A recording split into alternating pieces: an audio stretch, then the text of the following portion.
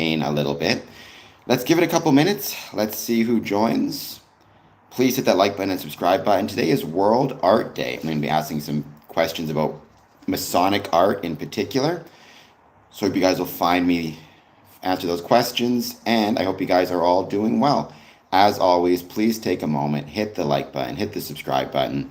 Any thoughts you have on Freemasonry, positive, negative, or neutral? I'd love to hear them. In the first 60 minutes, we just hang out and talk about whatever. So let me know how it goes.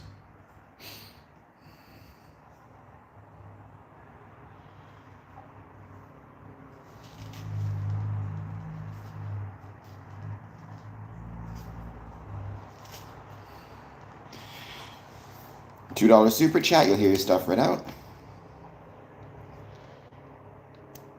Well, then don't come back on the stream. I think it's because you're being anti-Semitic, if I recall it correctly. Which, no anti-Semitism on the chat. Even joking anti-Semitism is not okay. And you don't have to stick around if you don't want to, for the record. I mean, you're free to go as you so choose.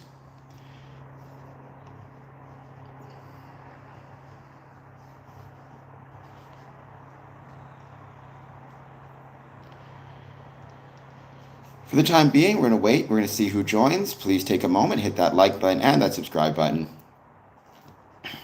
I hope that you are doing well.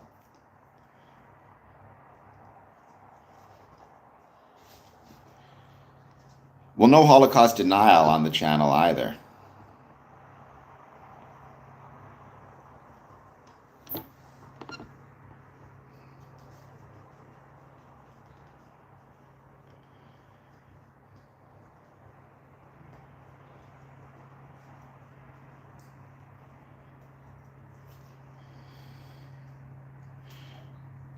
But for the time being, we're just going to wait to see who joins. Please take a moment.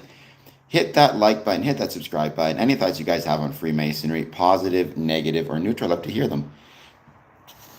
I'll take a flat earther, but you're wrong. But I won't kick you off the chat because I consider flat earth to be of a slightly different flavor, if you will, than Holocaust denial or Holocaust minimization. As you know, though, the first 60 minutes, we don't really have any specific topics. We just hang out, chat about whatever. It's the second 60 minutes where we have specific topics. So this time it's going to be about World Art Day, World Art Day 2026. Also, I think I'm talking a little bit about second aid, which a lot of people know what first aid is. They don't know necessarily what second aid is. And I would suggest both of them are important and both of them are relevant to Freemasons and Freemasonry. So, hello, Dad. How's it going? I love you. Thank you for being here. I hope things are going well in your lodge. I hope your meeting went well. You said you had one a couple days ago, right? So I hope it went well, as always. It's always funny how I get way more people on at 1 a.m., even at the start. Clearly, the 1 a.m. streams are way more popular. But welcome. Please take a moment, hit the like button, hit the subscribe button. Do you have any favorite pieces of Masonic artwork? If you do, let me know what they are. Because today is World Art Day. Money is green. If you want to send me some money, do a super chat. Just $2. You'll hear your chat right out, voice to text. ATX, you should not. I feel like you're being sarcastic, but I'll treat it as a serious question. Even an hour sober is better than nothing. Even 1 minute sober is better than nothing. So if you are genuinely struggling, be proud of your hour and go for a second. Right? Progress, even small progress, can lead to some pretty big things. So you need to keep that in mind.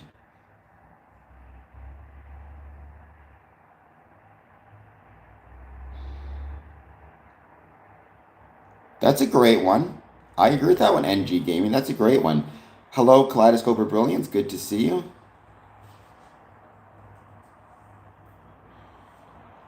Randy, I can't help you with that other than to say there are people who can help you. Find some people in your area, find some NA meetings, some AA meetings, go from there. I'm going to, at some point today, talk about Masonic art because today is World Art Day. And we're going to talk specifically about visual art. So, paintings, pictures, sculptures. There's other types of artwork, obviously. There's poems, there's television shows and movies about Freemasonry. There's performative art, like people reciting poems about Freemasonry. However, we're going to stick to kind of maybe the most simple definition or simple understanding of it, paintings and pictures, things of that nature. What is the meaning of life? The meaning of life, I don't think there is a single meaning. I think we have to find it ourselves. For me, is to try to leave things better than I found it. Um, well, that's weird, Emil. Nice. That is awesome. I'm sure the clowns were great. Um, so, Emil, I'm not really sure what you're saying. Masons shouldn't be watching you. That's not what we do. That's not how it works, nor are we approaching people about joining. I don't think you're talking to legitimate Masons if they told you that. And if people are watching, you should contact the police. That's not how it works with Freemasonry. We don't watch people, recruit people, approach people. You need to take the approach of talking to them. Well, actually, Haley, if you do want a painting, if you become a Patreon at the $5 mark, I can send you a copy of a painting made by a good brother of mine of the Windsor Masonic Temple. You can actually join and get it by going to patreon.com/square and compass. And you can sign in even at just the $10 mark. Sorry, $5 mark, and you'll get it sent to you. Patreon.com/square and compass. We are similar to Rosicrucians. Do I support MMIW? I mean, yes, I certainly support the aims of the commission because whenever anybody is murdered, I think it's bad. And unfortunately, in terms of the numbers as a percentage of population, I believe there's far more Indigenous women, disabled, LGBTQ being murdered or going missing than in other groups. Um, you want to join as a Mason, you find your local lodge. That's right. But you do need to be careful. British Defense League, depending where you are, there are some clandestine lodges out there. What you need to do is, if you find a lodge in your area, when you approach them, you need to ask which Grand Lodge are they associated with or affiliated with, and double check with them just to make sure they're legit. But yes, but if anybody's telling you you're being watched or anybody approaches you to join, that's probably a scam. You need to be really careful about that. Well, so the Odd Fellows is just another fraternal order. A lot of Masons are Odd Fellows, and a lot of Odd Fellows are Masons. But it's a fraternal order. It's a civic institution. It has its own history and rituals, but they're very similar to the Freemasons. The Rebeccas, I don't know much about. To my understanding, um, it's a sorority. Right? It's Rebecca's Daughters, right? It's founded in 2023. It's to provide support for at-risk adolescents, I believe. Um, I am a Grand Lodge in Western Scotland, Glasgow area, Barhead. That's awesome, British Defence League. I was in Scotland last year, checking out the beautiful Edinburgh. So never made it to Glasgow area, but Edinburgh was beautiful. I was mostly in Newcastle actually, but it was really, really fun. And yeah, United Kingdom, I should say, excuse me, is a really beautiful place. Birthplace of Freemasonry. I always say Freemasonry is the story of stone and water. Stone is an obvious reason why. Water, because Freemasonry first spread through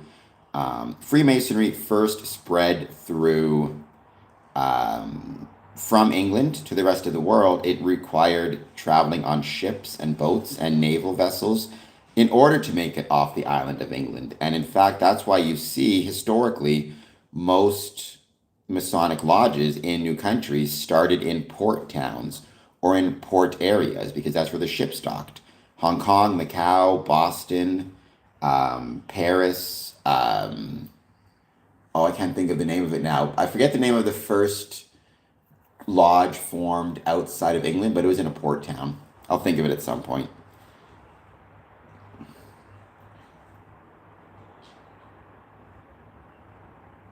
Would I mean, original Masonic Lodge would have been St. Mary's, right? Would I be false? You from? I'm from Canada, born in Winnipeg, live in Windsor, Ontario.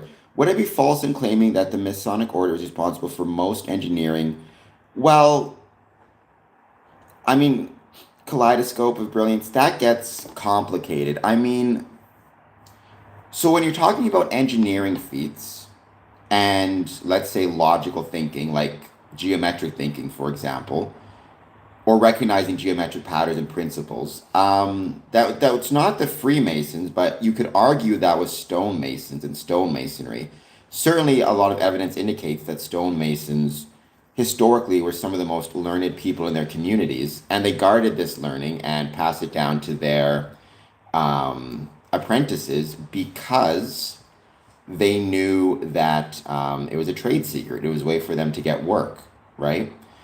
So, I mean, sure, you could certainly argue stonemasonry, as a general rule, is responsible for much of the what we see in the world today.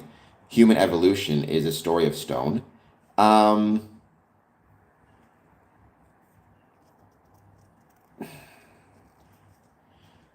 in terms of the question of Freemasonry, I mean, Freemasonry evolved and developed from stone masonry.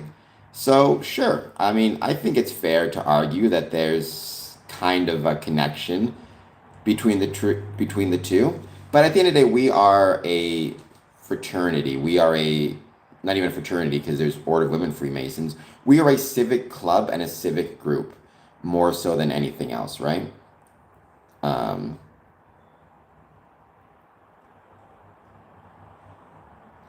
what about Stonehenge? Again, two beers.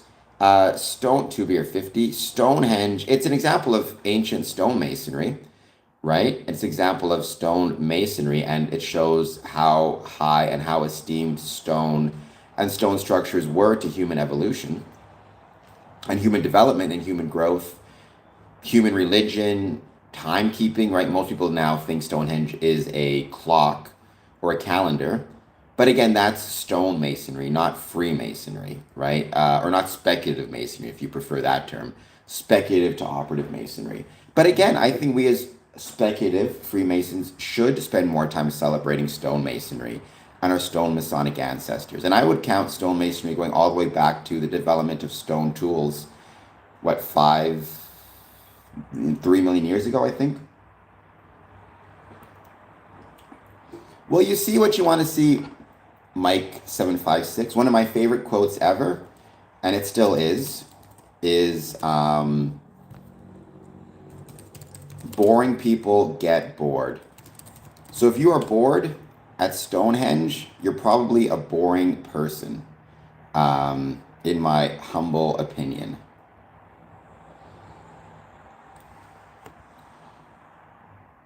Nice, Father Fred. Congratulations. What is your district? I love traveling gavels. I think that's really, really cool. Um,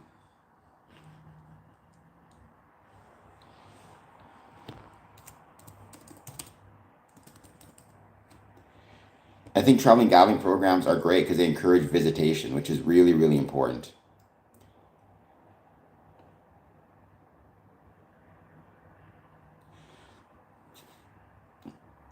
Okay, I've never heard of the Callanish stones before. So that's really, really cool.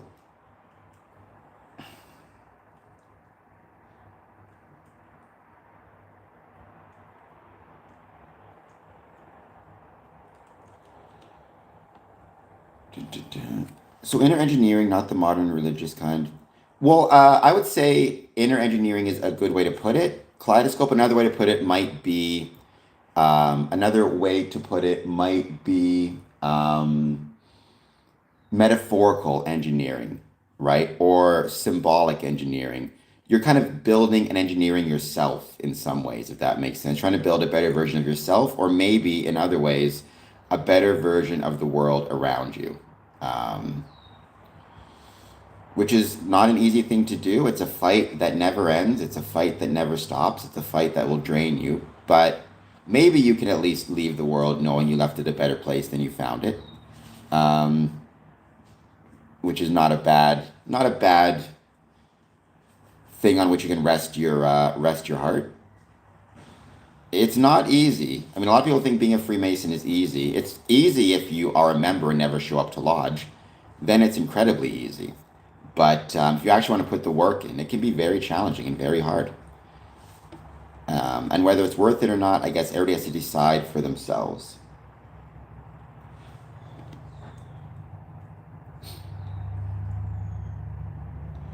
I do not know Mrs. Donnie. Hello, P. Mishra.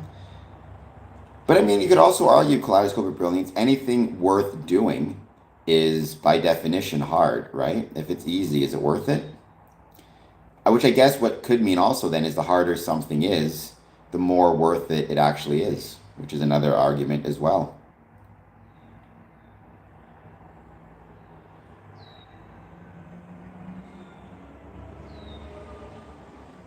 We're going to hang out. We're going to wait to see who joins. Once again, please take a moment and like and subscribe. The first 60 minutes, no specific topics. I just answer questions about Freemasonry in the chat. So no escapism isn't a solution. I agree. I would agree as well, but a lot of people are trying it. No idea what you're talking about, P. Mishra, but I'm so happy that you're here, and I still hope you'll hit the like button and the subscribe button. And I hope you're having an excellent night, day, whatever time it is for you. It's 1:25 here. And it's wonderful to see everything growing with the channel at the moment. Thank you for that as well.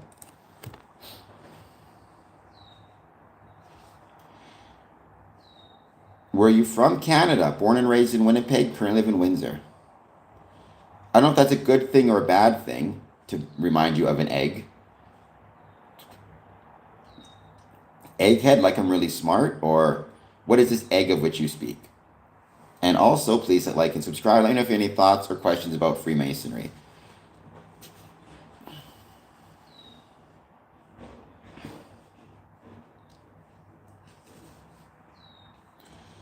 Or how to help others, British Defense League. I love India. I mean, I've never been there, but I know a lot of people from India. They're really cool dudes, really cool people. A lot of really cool Freemasonry in India as well. Well, so, Zach, technically, it's supposed to be called the square and compasses, right? That's the actual proper term. Like here, this is,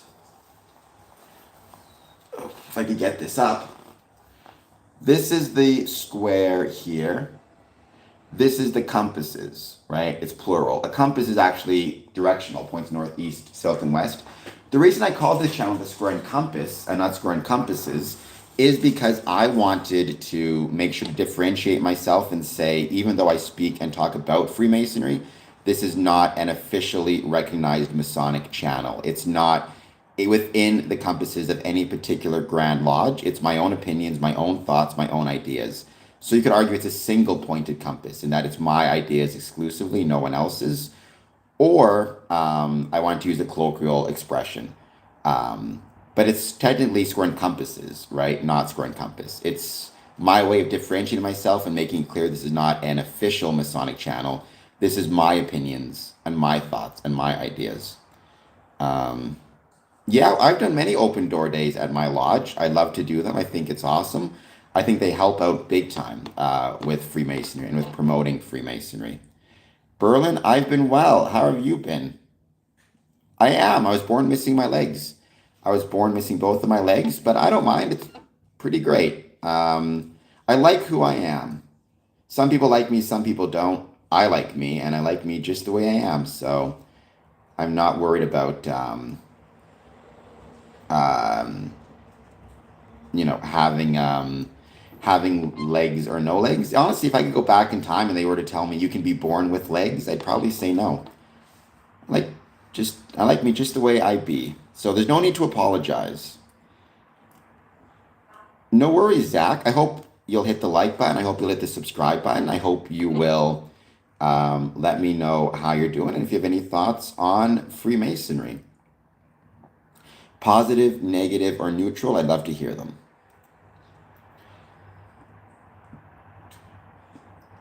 But no need to apologize. I get this cool wheelchair. That's really fun.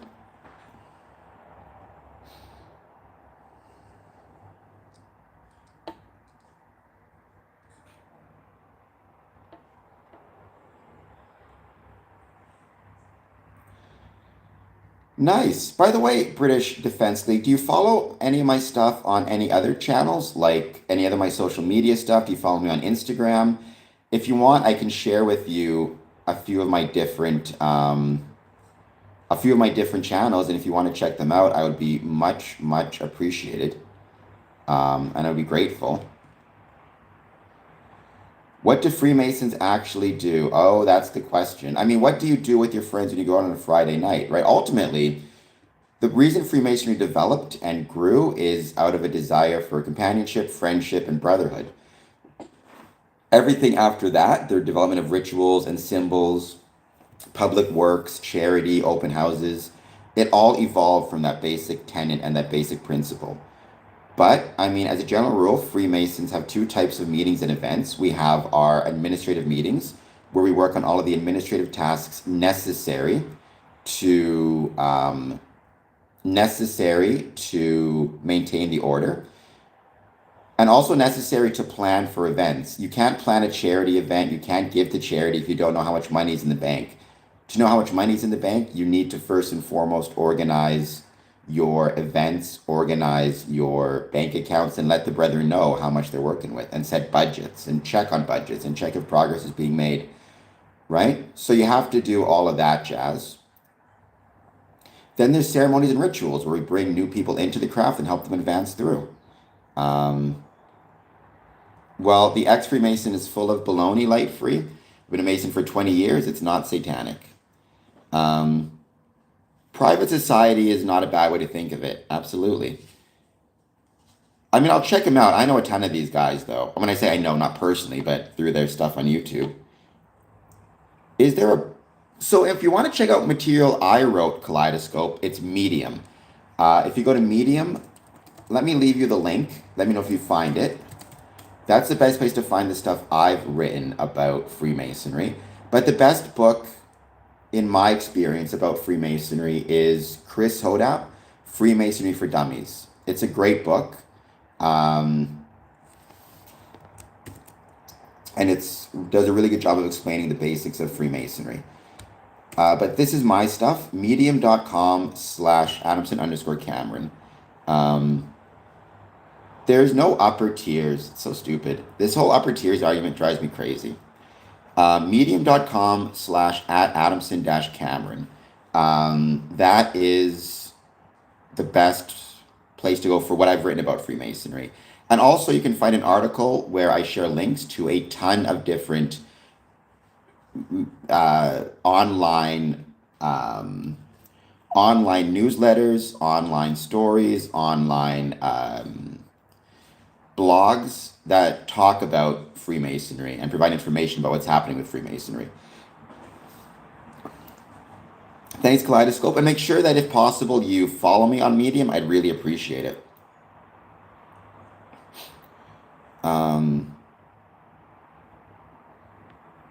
7 years? Okay, British Defense, just so you know, I've been a Mason for 20 years. Just about, which is absolutely crazy to think it's been that long. British Defense League, by the way, I hope that if possible, you will, like I said, follow me on my other channels. Same thing, Kaleidoscope. Follow me on Instagram, follow me on social media. It would be incredibly helpful, and I'd be very much appreciative. I can leave some links where to find me if you'd like. Even on Patreon would be very, very helpful.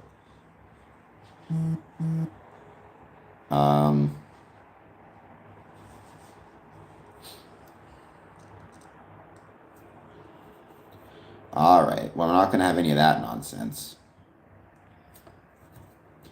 We're going to be hanging out once again. Sean Atwood talks to a 33rd degree ex Freemason. Why is a 33rd degree relevant? Why does that matter so much? I don't understand this obsession with the 33rd degree. Drives me crazy. Uh, you can never get your 33rd degree. You can never get your 32nd degree and still be a better, more involved, more advanced Mason than some dude getting a 33rd degree. Hello, Pheno Dino. I don't know if you actually are a dinosaur, but even if you are, I hope you'll use your little hands and hit the like button. Let me know if you have any thoughts on Freemasonry, positive, negative, or neutral. It's also the number that comes after 32. So this obsession with 33 and Freemason, well, let me rephrase. This obsession that non-Masons have with the 33rd degree has got to stop. It's crazy and it does nothing good for the craft and it completely misrepresents what Freemasonry is. I think a lot of times Masons themselves even don't want to speak out against it because they don't want to seem like they're degrading the 33rd degrees. Look, 33rd degree Masons are awesome.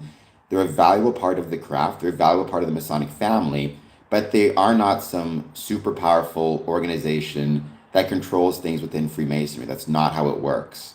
That shows a lack of understanding of the hierarchies around Freemasonry. But he wasn't high up, light free. That's the point. Um, right? Like, that's the point. He wasn't high up. 33rd degree is not the highest degree in Freemasonry. It doesn't give you any influence or control over craft lodge level degrees or craft lodge. If a 33rd degree Mason is sitting next to an entered apprentice Mason in when I'm saying Canada, specifically Ontario, one of our administrative regular meetings, they both get one vote, they both get to speak, and both of them have to respond to the worshipful master when he gives his spiel, right? This whole argument of like he's a 33rd, therefore he's high up. He's not high up in Freemasonry. The highest degree in Freemasonry is the third degree. Everything after that is an honorific. It demonstrates a degree of care for Freemasonry, but does not grant you any legislative powers, any particular influence, anything like that, right? So a 33rd is, even if you wanted to argue, okay, it's more important than a third degree, it's not more important than joining the Knights Templar in the York Rite or being a potentate in the Shrine, or for that matter, working with the Eastern Star or the youth groups. It's a part of Freemasonry. It's not higher up in Freemasonry. And until people start to recognize that, this whole obsession with the 33rds is counterproductive to Freemasonry. I'm jealous of all of the press that 33rd degree Masons get for the wrong reasons, right? They are a valuable part of Freemasonry and a valuable part of the craft, but they're no more or less valuable than a Master Mason. They're no more or less valuable than a Knights Templar, a potentate, a chapter dad in the youth groups, a worthy patron. But this conspiracy obsession with them, when people don't even understand the degree itself, let alone its place within the Masonic hierarchy, is very harmful because people like Sean Ryan and whoever else take false information about it, run with it, and now we all get stuck dealing with it. In the same way, this obsession that conspiracy theories have with Albert Pike when they don't understand where he fits into Freemasonry, that he wasn't actually the most important Freemason or anything like that. It's harmful to Freemasonry. So it's not so much I'm jealous with it. I'm frustrated by the way people misunderstand it and then use that misunderstanding to attack Freemasonry. Um, it's very annoying. What's going on at Casahedron? Cheesecake or pumpkin pie? That's a tough question, but pumpkin pie. I love pie. Pie is incredible. The Pope visits Chicago, as he would, being from Chicago, and the mayor takes him to a hot dog stand. The vendor asks the Pope what he wants. The Pope replies, "Make me one with everything." I don't know if that's the setup for a punchline, but I will say this. If he put ketchup on the hot dog, that Pope should be excommunicated, for the record, because you never put ketchup on a hot dog. Um, In fact, I'm with Obama, President Obama, on this. Ketchup is for children. Once you are an adult, you shouldn't be eating ketchup anymore. Um, the names that's been chosen, did you choose to hit the like and subscribe button? That is the question. Um, that's the most important question. And I hope you're doing well. Thank you, as always, for being here. Thank you, Stephen, for the two disco balls. That's awesome. No, Sir Reginald, not on a hot dog. You never put ketchup on a hot dog. And I will ban anybody who says otherwise. I'm just kidding. I'm not going to ban anybody who says otherwise, but just know you should not put ketchup on a hot dog.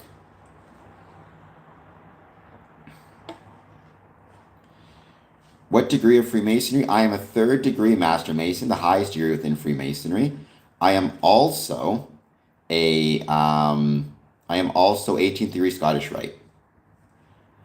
Stephen, it's really, really appreciated. You just being here helps out a lot.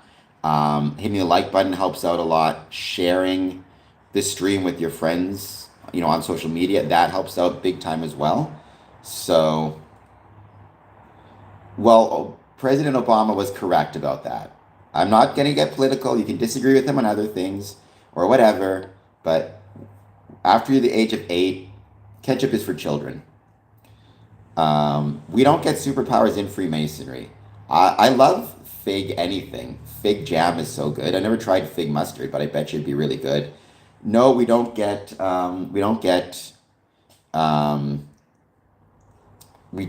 superpowers. Third degree is the max. Third degree is the highest degree in Freemasonry. The name that's been chosen, the way to think about it is this. Let's say you're in high school, and high school has been a long time ago for me, which is insane. I can't believe how long it's been. But let's say you're in high school. Um, Once you graduate, you've graduated. Like grade 12 is like your third degree. Getting your third degree is like graduating from grade 12. Now, during high school, you may decide, you know what, I want to join the drama club, the photography club.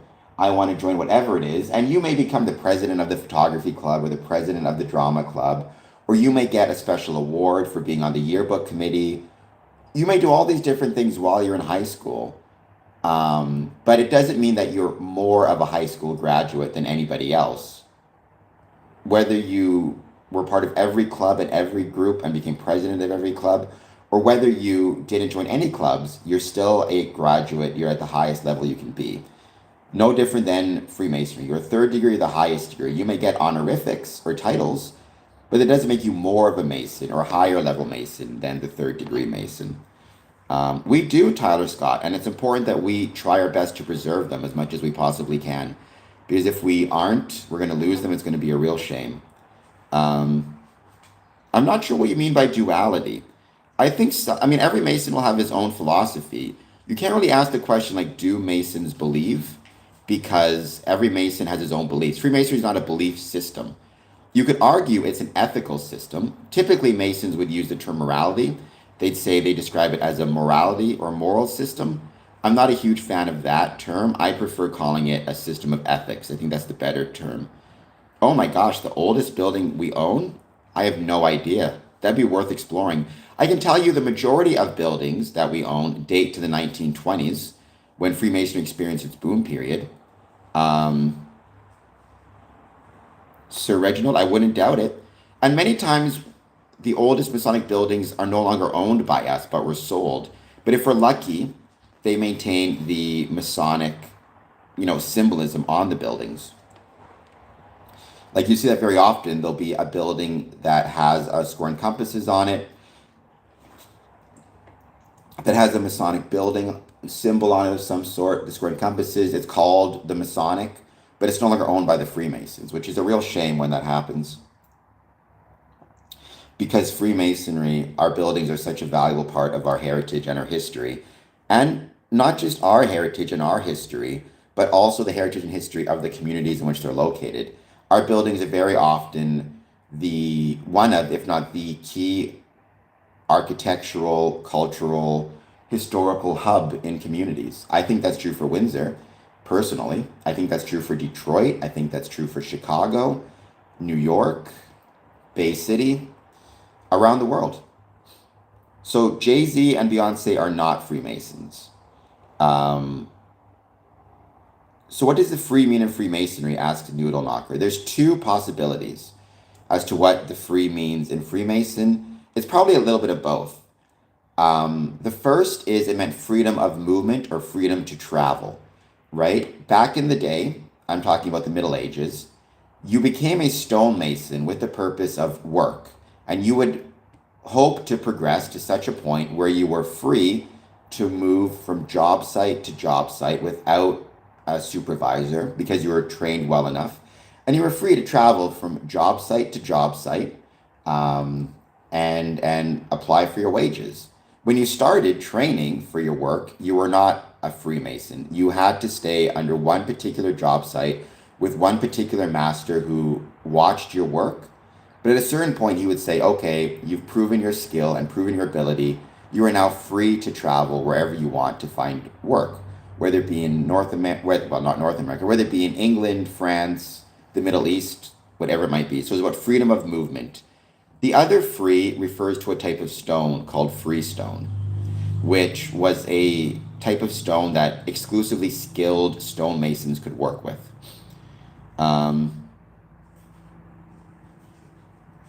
So there you go, 200 years old. I do think also, I will say, when I said most Masonic buildings date to the 1920s, that's true for North America, because that's when the big boom period was in North America of Freemasonry. Other places, it's more recent. Other places, it's older. Like my building was built in 1921, opened in 1922. I mean, Freemasons are not builders in a literal sense. We're speculative. We're not operative. So we're not going to literally help in the building of any temple, though we will try to create a society which is friendly, kind, understanding, ordered, therefore therefore allows for the building of different structures. It's hard to build anything in chaos. But operative Freemasons, stonemasons, I mean, sure, but they're not going to, limit themselves to one particular faith and build exclusively Jewish structures. They'll build structures and buildings for all sorts of different groups, secular or religious. I think Freemasonry is the most open civic institution, with the exception of, who knows, maybe like Rotary? I don't know. Because even within Freemasonry, there is the Grand Orient of France, which is not recognized by many bodies. But the Grand Orient of France does allow for even atheists and women as well. So I can't pronounce your name. Please hit like and subscribe. I don't like to think in terms of better or worse, right? Because there's many different groups within Freemasonry, right? There's many different. Thank you, Alien 9700. That's incredibly kind of you. You never want to think about it in terms of better or worse, because there's emulation ritual, there's York, there's Preston Webb, there's Scottish Rite, there's York Rite. That's not the way to think about these things. Just try your best to do a good job within your system, and don't worry about the rest of it. If that makes any sense at all. Hold on just 1 second. I just got to work on something here. At Alien 9,720 United States dollars. Thank you for that as well. Again, Alien 9700. That is incredibly kind of you also. Once you do a super chat of over $2, at Alien 9,720 United States dollars, you get that text to speech app. So give it a shot. I'm not going to say what happens or doesn't happen. I've never seen a mock execution in any Masonic rituals. What I will say, though, is Everything is meant to provide a lesson. Everything is meant to provide understanding. I've never seen a mock execution, but I will say Freemasonry, without question, does encourage one to consider mortality, our own mortality, and why it's so important that we are aware of that and maybe use that knowledge to encourage us as much as possible to live a good life here on earth and make hay while the sun shines. We only got one shot to be here, and we don't get to be here long.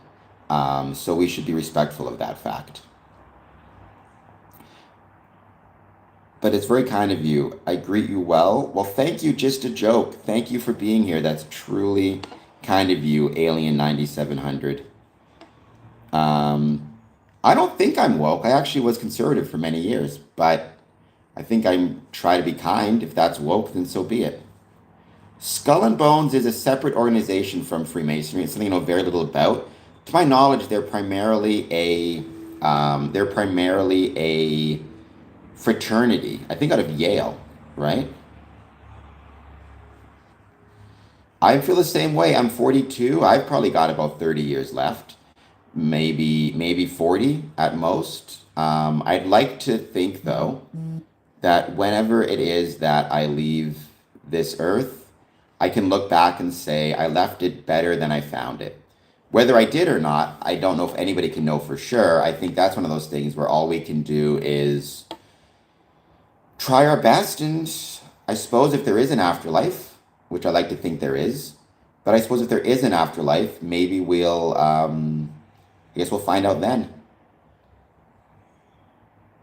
When you say terror and panic at what? I've never seen anything in a Masonic ritual or meeting that would indicate terror or panic, or that I should be panicked or afraid or terrified or anything like that. I've never found anything scary within any Masonic rituals or ceremonies. I suppose within Freemasonry, there's a way to, maybe in some ways it teaches you temperance and fortitude, which can push against terror and panic. Oh, like, oh my God, it's over, I'm dying. Yeah, I mean, I don't know what it's going to be like if I know it's coming, how it's going to be. I'd like to think I'd greet it with a level of equanimity and temperance and calmness. I think Freemasonry can teach us that in a certain way, how to deal with these things, even the things we don't want to deal with, like our own mortality. Yes, British Defense League. Freemasonry is not a religion. It doesn't have a specific Masonic dogma or unique version of heaven. That is very true. Everybody has to decide that for themselves. We have, Christians, Muslims, Jewish people, Hindus, Sikh, whatever it might be, all have their own opinions of it.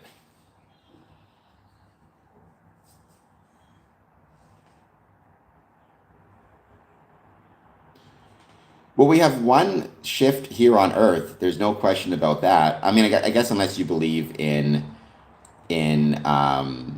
reincarnation, which I personally don't. But otherwise, I think we got one time here on Earth. I don't know if there's an afterlife or not. I'd like to hope there's something afterwards. I think there's an immortal idea within us as humans, this immortal idea that continues. But whether that idea is conscious and is aware and has some type of agency and decision-making capability in the next life, or awareness even, no clue. But I do know I have one life here on Earth, and I want to try to leave it better than I came. Yeah, I mean, for me, my supreme being is the rational nature of the universe as expressed through geometry, right? That's my supreme being, and I'm grateful for it. Others may have a more specifically religious supreme being, which is fine as well. Everybody has their own version of it. You have to believe it's a supreme being, you have to believe it's made its will known to man, and that it prefers virtue. Now, that's specific to Ontario. Different jurisdictions have different kind of questions around that, but it all boils down to basically a belief in a supreme being. But I think, and it's unfortunate, I think it's a sign of the times. Here on this channel, I've had many people ask me, how can you sit in lodge next to a like, how can a Christian sit in a lodge next to a Muslim, next to somebody who's Jewish, next to a Hindu, a Sikh, and work together? The fact that we have to ask that question, I think, is really scary because I think it demonstrates and shows that, and it's unfortunate, but it demonstrates and shows that people have forgotten how to work with people of different beliefs and backgrounds. And I think Freemasonry could provide an example of the ways that we can, in fact, work with people of all different beliefs, backgrounds, and understandings. Um, that's awesome, British Defense League. And that's beautiful. And I hope that I hope you're right, because that sounds really nice. Monarchist? Well, first, please hit like and subscribe. I mean, there is no Masonic view on anything. Each Mason is free to have, we're not a cult, right? Each Mason is free to have his own view on any different subject as he sees fit. In fact, you're not even allowed to discuss religion or politics in a lodge. You can discuss religion or politics outside of a lodge, but not within a lodge. I would say, though, as a general ethical understanding, Freemasons are tolerant and should be respectful of different faiths, including Christianity, right? I know many Christian Freemasons, they're my brothers. I know many Freemasons who are very active in their churches, very active in their churches, in fact. And so, we would never mock or deride any religion, and that includes Christianity. Not every Mason is a Christian, but I mean, what I've found is usually it just breaks down to what community you live in. If you live in a community which is 25% Christian, then probably 25% of your lodge will be Christian. If you live in a community that is 100% Christian, then probably 100% of your lodge in that community will be Christian, if that makes any sense. You shouldn't be expelled from your Masonic group because of your political beliefs, unless you're saying things in lodge like, I hate these people, I hate those people, or trying to bring up politics in a lodge. In which case, yes, you should be expelled in those cases. We got the trolls on the stream, so be it. I like to tweet on X. George, please hit like and subscribe. Mostly I like people with the like button and the subscribe button. So how's about that? Please hit like, please hit subscribe. Let me know if you have any more thoughts on Freemasonry. Again, the first hour, I don't have any specific topics. I just answer questions and hang out. So let me know what your thoughts are. And I'm 3 subscribers away from 3,850. So help a brother out.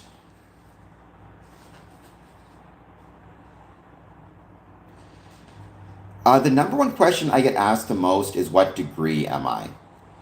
This obsession, again, with degrees has to stop. It drives me crazy. It does, because it misunderstands what Freemasonry is, right? Some people are asking it just out of genuine curiosity, but a lot of people ask it because they want to be able to say, oh, you're not a 33rd, therefore you don't know the truth.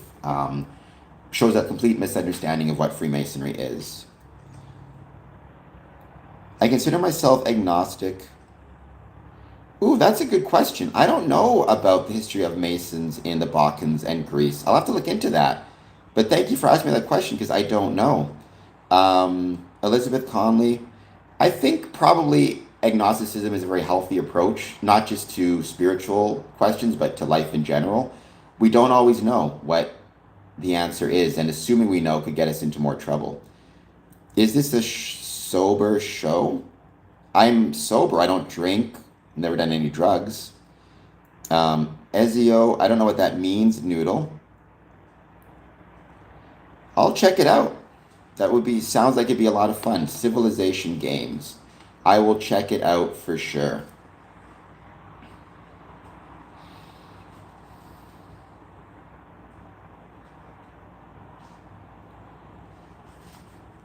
The Temple of Solomon obviously is an incredibly important and incredibly valuable, or Solomon is an incredibly important and valuable figure within Freemasonry. Almost certainly, I think he was apocryphal and not a real figure. But yeah, It's a good story.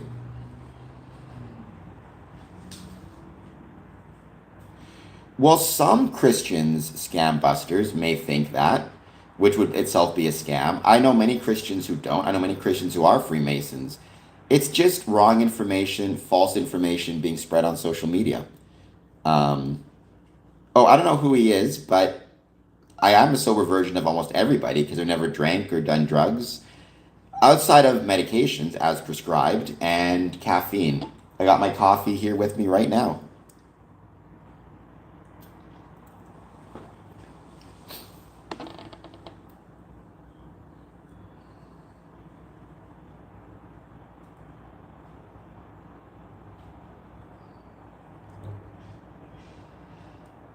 Never had a beer. Never had a beer, never had a drink. Um, Never smoked pot, never did any of that stuff. I'm not saying that to be like, you can do it if you want. I'm not telling you what to do or not to in this case. It's just something that I never saw the value of it, never saw the interest in it, never understood.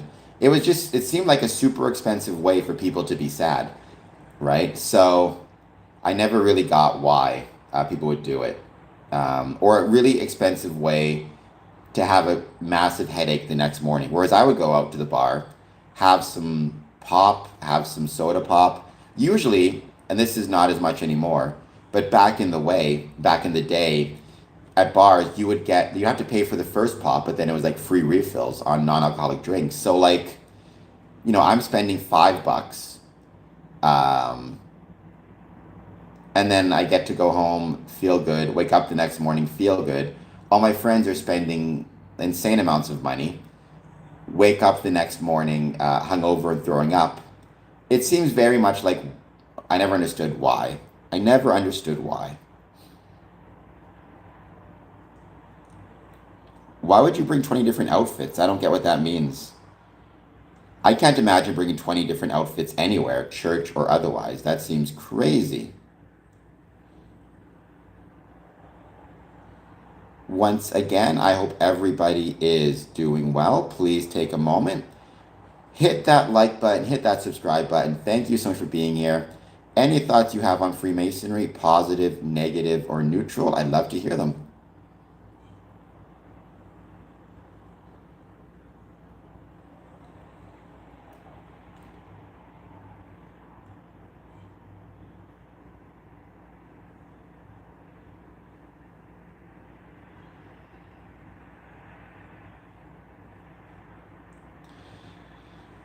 Because it's progress, you wake up feeling that is true. I mean, that's one way to look at it. You purposely set the bar low by starting out feeling terrible. Thereby, when it ends, you're going to feel a lot better. It just doesn't seem like fun to me. Never seemed like fun to me at all. I mean, I don't know if they do it as much anymore. My bar days are behind me. I'm too old now to be going out as much as I used to. But I remember back in the day, a bar would be, one free drink, and then, sorry, the first soda pop or non-alcoholic drink you pay for, the rest are free. I very much appreciated that. And thank you everybody for the super chats, for the support. Don't forget, just a $2 super chat, and you'll hear your super chat read out text-to-speech app. So please consider it. We're going to give it another 5 minutes and we'll start. Once again, not for alcoholic drinks, man with name I can't pronounce. And this was like 20 years ago in law school. I don't know if we're still having that nowadays. I don't want to give anybody false hope. Some lodge buildings do, some lodge buildings don't. My lodge building does not. Well, it actually has a bar in the basement, but that's a separate kind of thing. It's not really open, except when they're having a show or a special event, because we have a theater in our basement. And so if they're putting on a production, sometimes the production will have an open bar. It just depends. Sometimes if they have the licenses or whatever it is, they may serve alcoholic drinks. Sometimes they'll just stick to soda pop.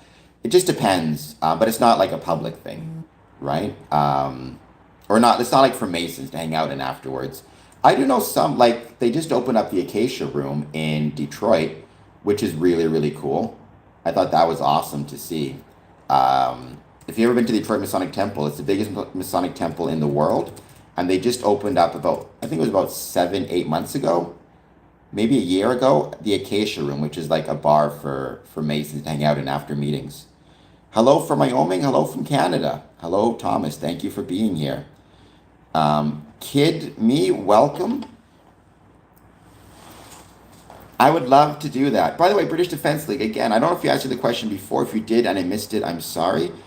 But do you follow me on any other social media channels? Do you follow me on Patreon? All that good jazz? And if so, can you please follow me on those spots? I'd really appreciate it. And super chat, like, subscribe. I've been a Freemason for 20 years and I'm proud of it. Just about 20 years, 19 years. It'll be 20 years next year. Crazy thing it's been that long. Awesome, I'm glad. Because I am trying and I want to start doing more stuff on my socials. I do love doing stuff on YouTube. That's my favorite, platform. And I love doing live streams, but I have other platforms as well I want to start using more frequently. Discord, all those different spots. I don't do enough stuff on there. Freemasonry, I've always said Scoring Comes Promotion should be like Freemasonry in that we should be everywhere, not just in a single location. When it comes to the online world, it's the same thing. We should have a presence on X, on Blue Sky, on TikTok, on YouTube, on whatever else it might be. I did not know that, Darth Trudeau. That's really cool. Majestic, you look exactly how I'd expect a Mason to look. So incredibly handsome and incredibly awesome and incredibly cool. Like perhaps the coolest Mason in the world. Because all Masons, as you know, are more handsome than anybody else. I once heard somebody say, I thought it was really funny, he said, Freemasons should never fear anything because the great architect loves Masons and handsome people, and I'm both. So I've always taken that, and that's what I view it now. I should not fear anything because the great architect loves Masons and loves handsome people, and I'm both. I would love to check that out, British Defense League. That's very kind. Unfortunately, Darth Trudeau, Freemasonry used to be bigger everywhere, including in Alberta. It's unfortunately on the decline as a general rule in North America, but if our Grand Lodges start to make better decisions, and if Masons themselves start to make better decisions, I don't see why it has to remain this way. I absolutely think it can turn around and be better. Genuinely. But it's up to us as Masons to put the work in to turn it around, and it's up to Grand Lodges to make better decisions. And if they choose not to, then it'll be our own fault if it dies. I would love to go to Dawson City, Yukon. I think that'd be incredible. Sadly, I have not, but I love northern towns. There's a really cool history of Freemasonry in northern towns because they're so isolated that many times the Masonic Lodge was like the everything, right? It was the everything place. The Masonic Lodge in a small town, small northern town would be, it would be rented out for police auctions, for vaccination clinics, for scrap metal drives, whatever else it might be.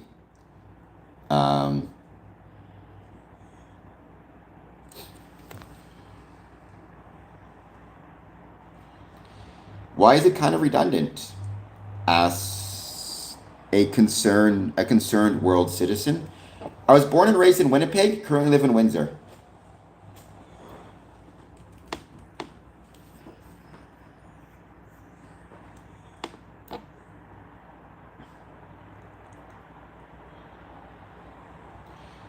It's unfortunate. It's not just Canada, it's North America, right? Freemasonry is declining in numbers around North America, not exclusive to Canada. Canada and America. I think it's growing in Mexico a little bit, to be fair. But certainly Canada and America, it's on the decline. I also, I think it might be doing pretty decently in Central America. Well, I think I've heard your numbers are actually going up to their credit in England and Scotland. I don't know if that's for sure, but I've heard that the numbers are going up. Even if the numbers, like, I don't know if in the last year, I haven't looked at the numbers, if in the last year the numbers of Masons in Ontario has gone up, but they could have been. I haven't seen any evidence that they are, though.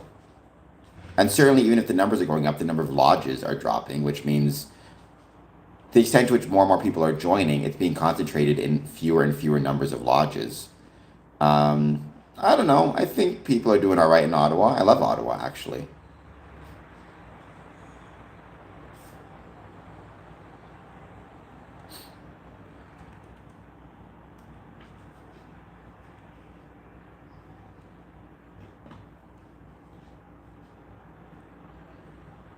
We're going to keep hanging out, waiting to see who joins.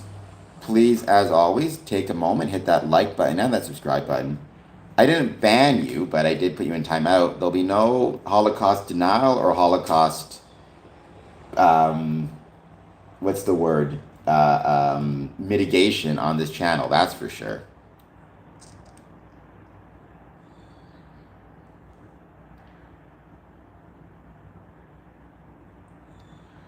Keep in mind, there's no single Grand Lodge in Canada. It's province by province.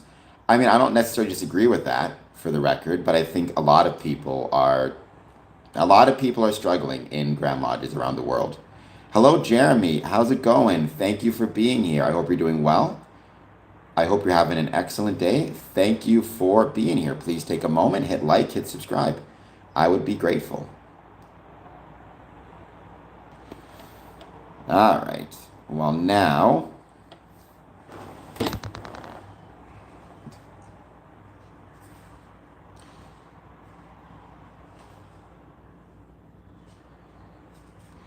does it a concerned world citizen? I would disagree with that. I mean, certainly the internet can provide an opportunity to find and meet people and to feel as though you're part of a fraternity.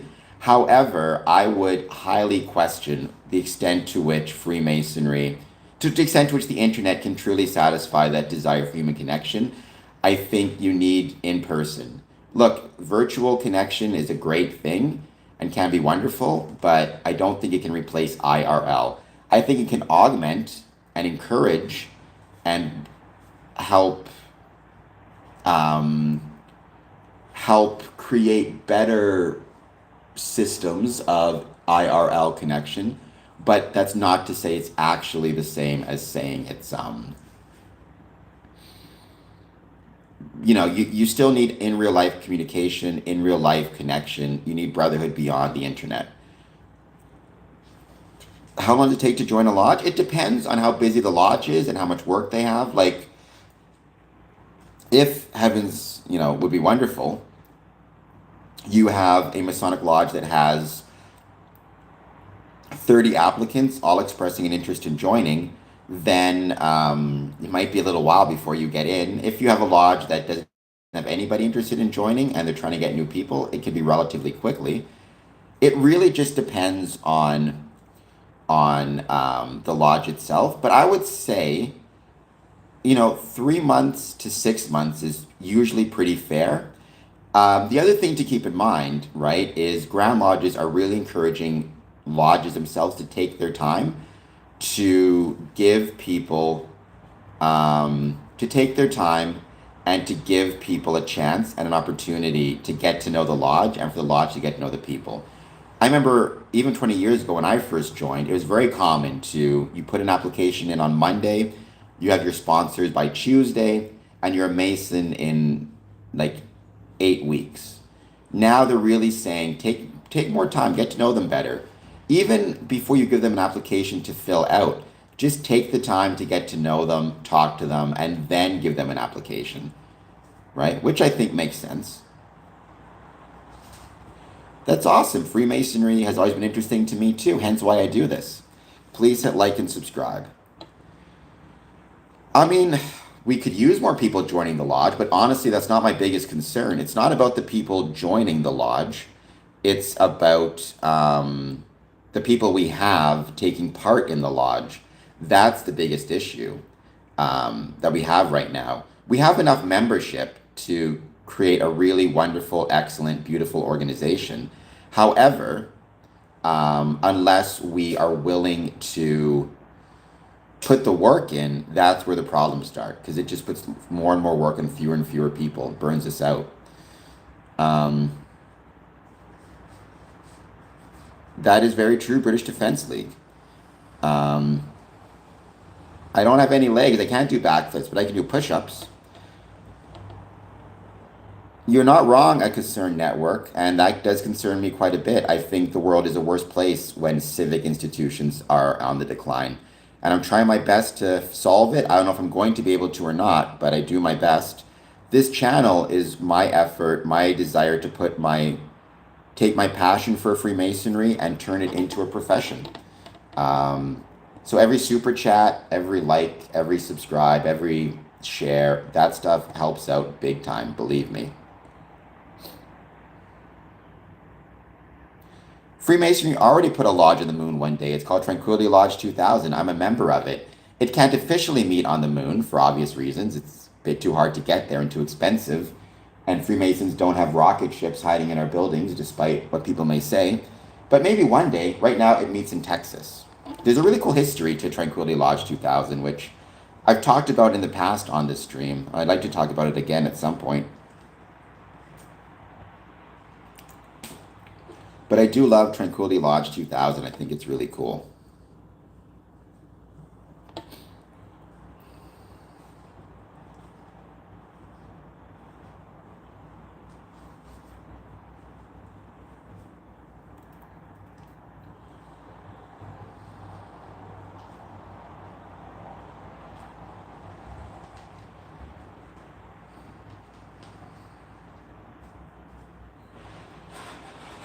Thank you. I asked the question as to why. Let's see how people answered it so far. I'm going to cheat a little bit.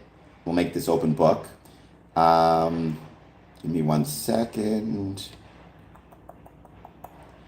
I put a quiz on my community page. By the way, make sure you guys are following me on my community page as well.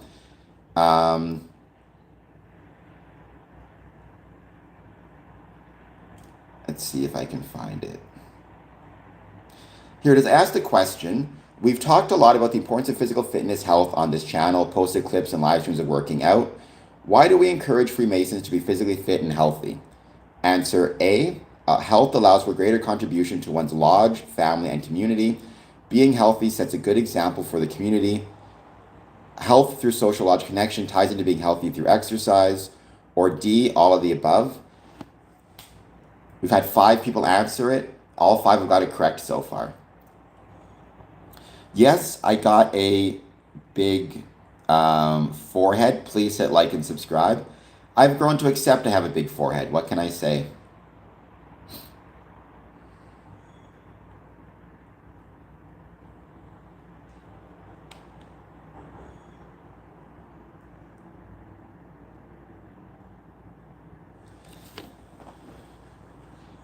Finn18Q, Finn_18Q.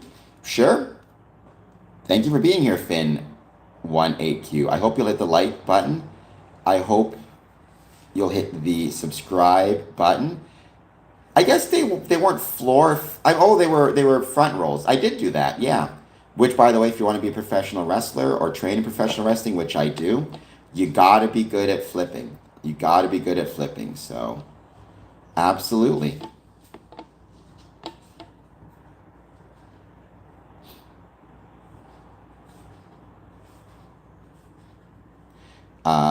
You got to be good at doing front rolls. Rolling is a really valuable part of professional wrestling training, at least in my experience. That's what they started us out doing. So, and I was grateful for it.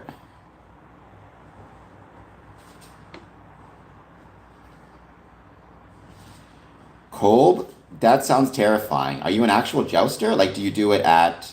I didn't know jousting was still a thing. Do you do it at, like, medieval games? Or what is this jousting of which you do? That would be really cool, though. Are you a historical reenactor? Or are you being sarcastic? I can't tell which. Now, of course, I want to talk about Masonic art because today is World Art Day, and I have to go grab some things I want to show. So give me 1 second. I got to see if I can find it. Hold on just 1 second. Actually, let me see. While I'm saying that, let me try to pull some stuff up quickly. And what's your horse's name, by the way? So, just give me 1 sec. I'll be back in a moment. Let me see if I can get this thing these things that I needed to get.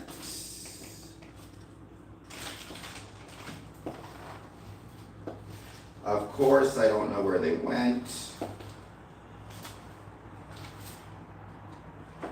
Got this here. We got this here.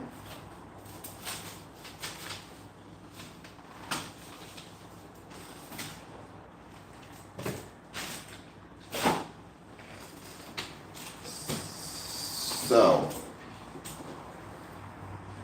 today is World Art Day 2026, and one of the things that I've been most proud of when it comes to my Masonic journey is encouraging our Masonic buildings, including my Masonic building, to be supportive of the local artists within our community. And there are a lot of different ways that Freemasonry can be supportive of art, and particularly artists. And many Masonic lodges outside of mine or buildings may be doing stuff like this. But I do want to give some examples of ways that we within Freemasonry can be supportive of community art and community artwork. First, unused wall space, unused shelf space. If you within your Masonic building have unused unused wall space or unused shelf space and you don't know what to do with them, why not reach out to local artists within the community and offer them free of charge that space to display their work? If it's wall space, they could display their photographs or their paintings. If it's shelf space, they could maybe display, if they're carvers and they do wood carvings, whatever it might be, they could display that stuff as well on those shelves. You can talk to them about insurance if you want, especially if your Masonic building is open to the public for events, if you rent out space for celebrations, or even if it's just a matter of, maybe once or twice a month you have a lodge meeting within the building and you get 20 or 30 Masons to the meeting. That's 20 or 30 people who will see that artwork, who will see those pictures, will see those carvings. It's a chance for local artists to display their work in a new location, and it gives the Masons themselves something nice to look at. It creates a more interesting experience within the lodge, and it shows that the Masons care about the community and care about the artists therein. It also creates more relevance for the Masonic lodge within the community. Very often, one of the biggest things that we are challenged with, or that we don't have, is the support of the community, because communities very often feel like we don't support them, right? Taking a few moments to say, hey, we have this space, let us display your artwork, let us display your items, let us display your carvings, whatever it might be. Maybe they want to try to sell them to the Masons, maybe they just want to show them off and give the Masons something nice to look at. Suddenly that artist has a better view of the Masons. The Masons aren't some mysterious closed door organization. Suddenly the Masons are actually people who care about the community, who care about artwork, and who care about artists and want to support them. Maybe that means that artist is now interested in joining the Masonic Lodge.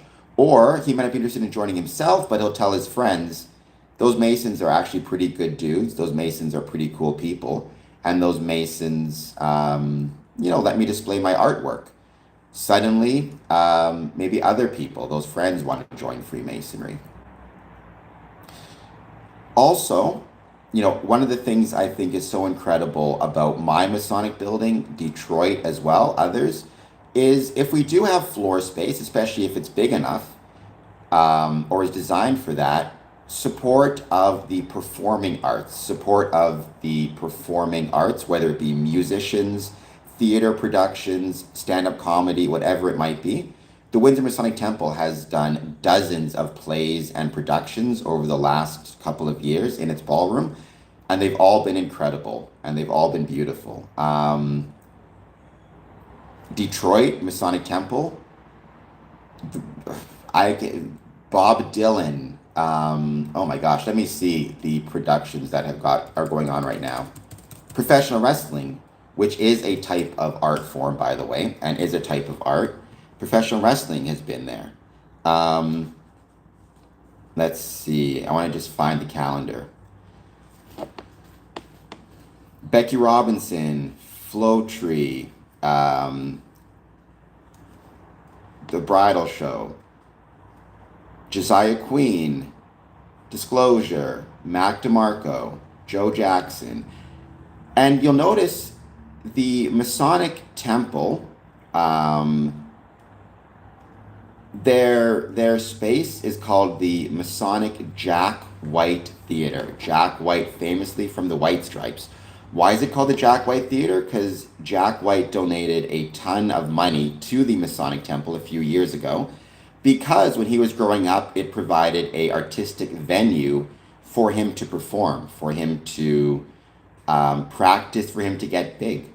So we talk about Freemasonry and artwork. It's incredibly important to remember just how much artists and just how many artists have had opportunities to perform and grow within Masonic buildings. As British Defence League points out as well, and I will show you British Defence League pictures of my Masonic building. You can check those out. I've got a lot on Instagram. I've got a few different things.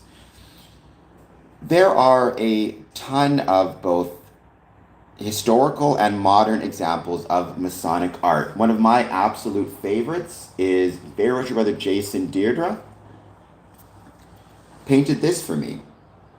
A beautiful picture of the Windsor Masonic Temple. This is one of my favorite examples of Masonic art. I love it. It's beautiful.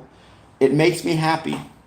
But most Masonic buildings will have examples of Masonic art. Perhaps the most famous type of Masonic art that exists is Masonic trestle boards that are usually connected to the first 3 degrees of Freemasonry and of Masonic lodges.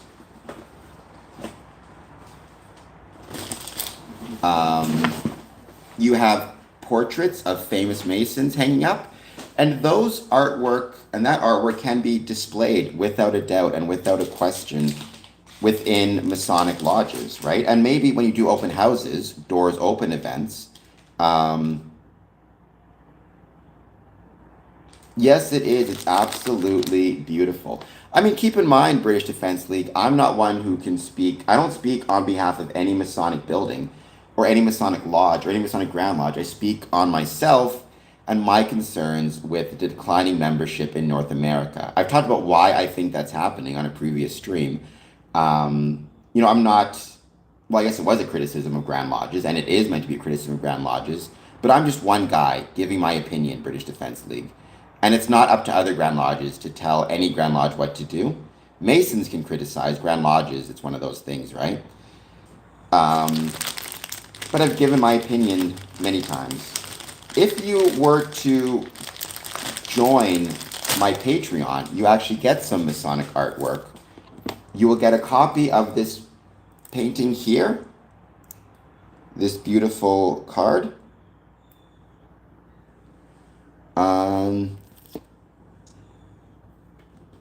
Or one of these postcards, which is a type of art as well. Freemasons, it's not just that Masonic artwork is incredible, which it is. It's that we as Freemasons have the opportunity to support local artists and to support art. Right? Notable examples of famous Masonic artwork includes 18th century painting J.L. David's The Oath of Horatii, historical painted aprons, which is a type of Masonic artwork the aprons themselves, tracing boards by J. Harris, modern works by artists like Ari Rusimov. Tracing boards are painted or printed illustrations used in lodges to instruct members on symbolic lessons. There's historic hand-painted aprons that combine personal art with symbolic imagery, such as 19th century aprons that sometimes included hidden symbolic meanings. There's the Oath of the Horatii, a 1784 painting. And in fact, let's see if we can find it here.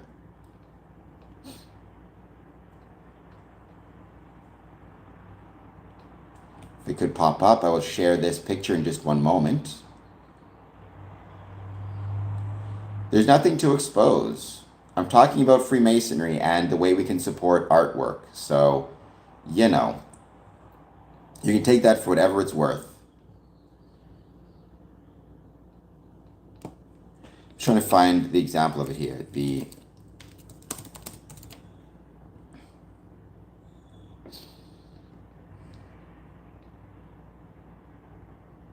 Here it is. Good for you, Illuminati are not Freemasonry. They're different things. I'm going to change this in just 1 second. That is the Oath of Horatii right there. That's a famous Masonic painting. It's a really cool one as well. And you know, even inviting in art historians to check out our Masonic buildings, check out the artwork in there, the interior design in there, and do presentations on them is a really cool and really valuable thing as well. Good for you, MotoCow. I don't really believe you. The Illuminati hasn't really existed in a meaningful way for hundreds of years. That's not to say you're not, you couldn't have been scammed into thinking you're part of the Illuminati. Unfortunately, there's many scams taking place out there where people are claiming to be Illuminati, telling people, give us money and we'll make you an Illuminati. Which is unfortunate that people fall for those scams, but it does happen.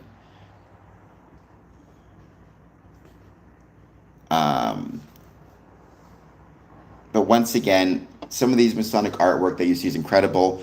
There's also a lot of really incredible Masonic artists out there, current Masonic artists. In Windsor alone, Bill Ritz, Jason Durda. This was done by Jason Durda, Very Worship Brother Jason Durda.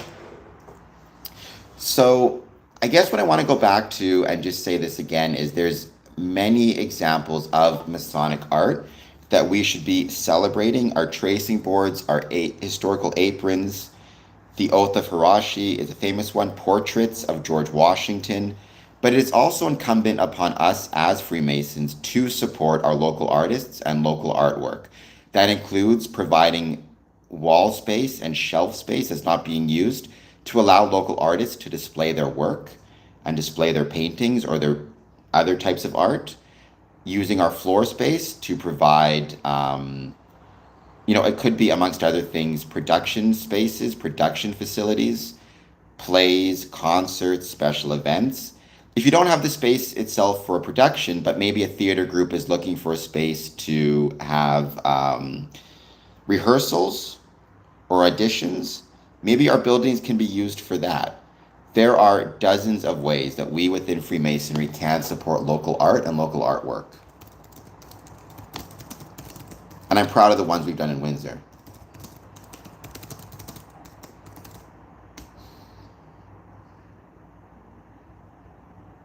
Right?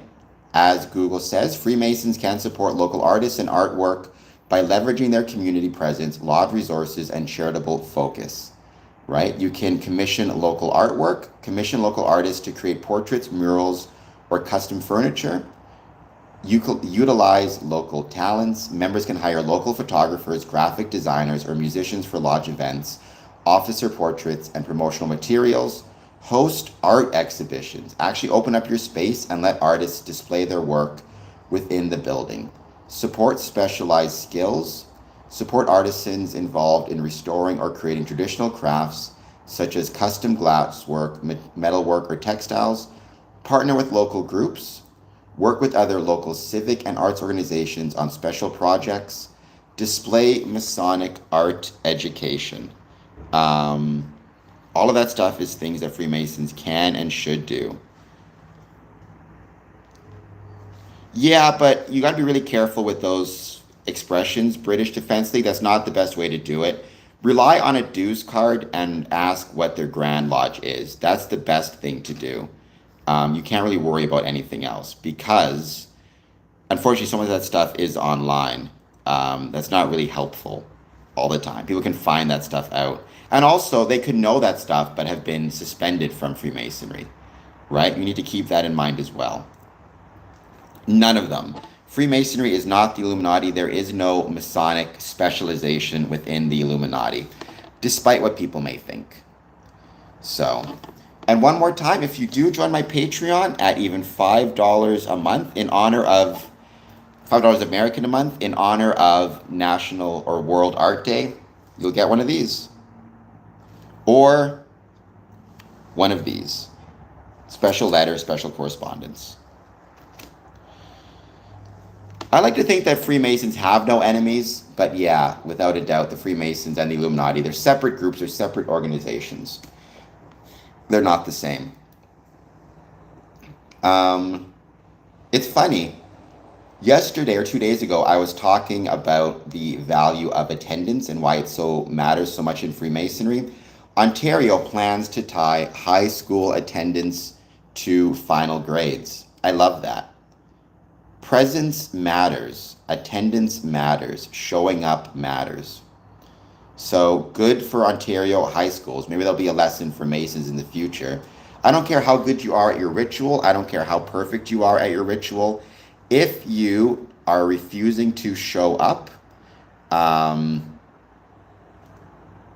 to the lodge, you're not a real Mason. And if you are refusing to show up to school, you're not a real student. I should totally be a caveman in a movie, so long as they paid me enough money. So long as they paid me enough money. I'm going to talk about this after.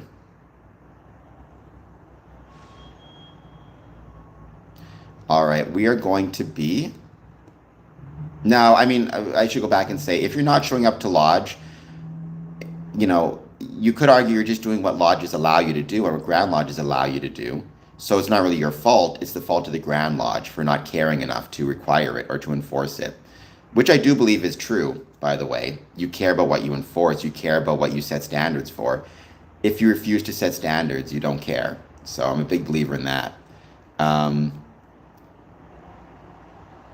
We're going to give it a bit more time. As always, please take a moment, hit like, hit subscribe. I'd be truly grateful.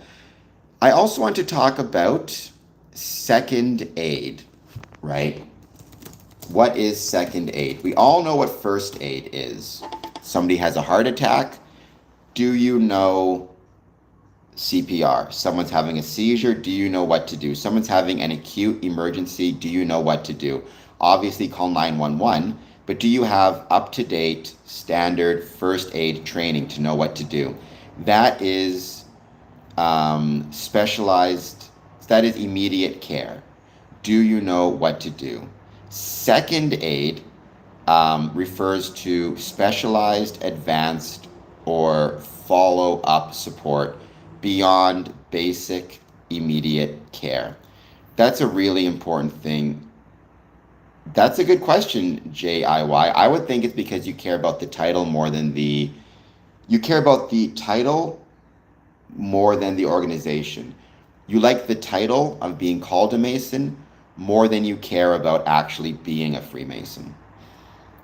Theoretical physicist. I love physicists. Please hit like and subscribe. Travis Breeze, you can help me accomplish my goals by hitting the like button, the subscribe button, and providing a super chat.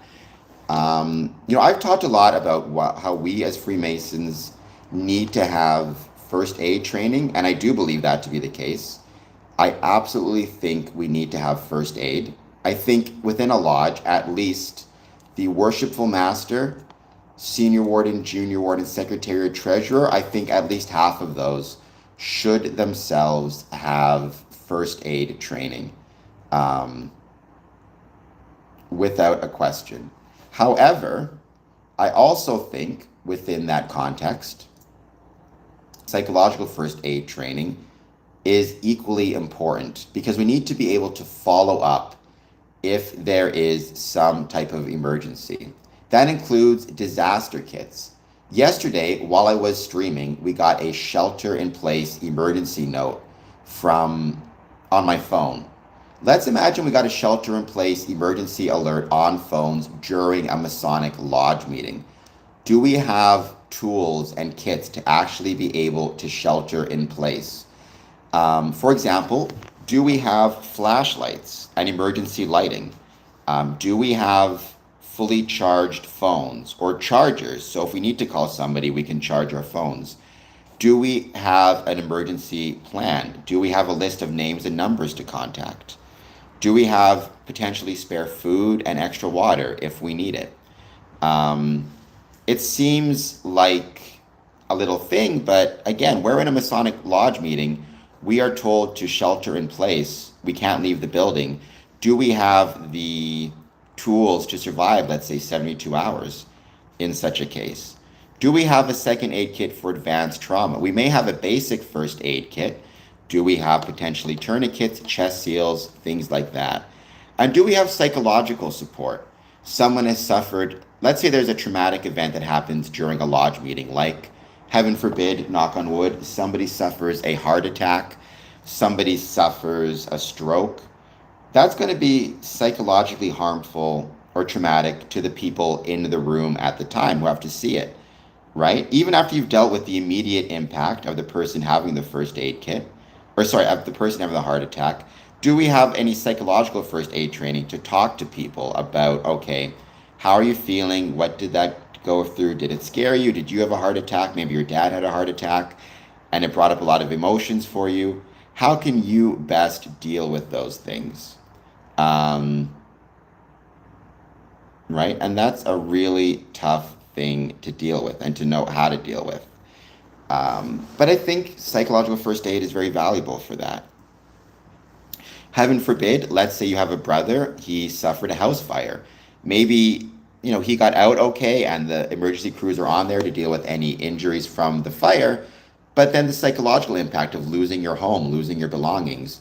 If he needs to call a brother to talk about it, are there any brothers that can talk to him that know about psychological first aid, how to talk to him about the challenges he's facing, how he's feeling, offering supports in the community, offering, I know where you can stay. I know which brothers have a spare bedroom, a spare couch. I know which brothers can offer you support financially. I know where to get benevolence during this time. These are little things, but they matter, right?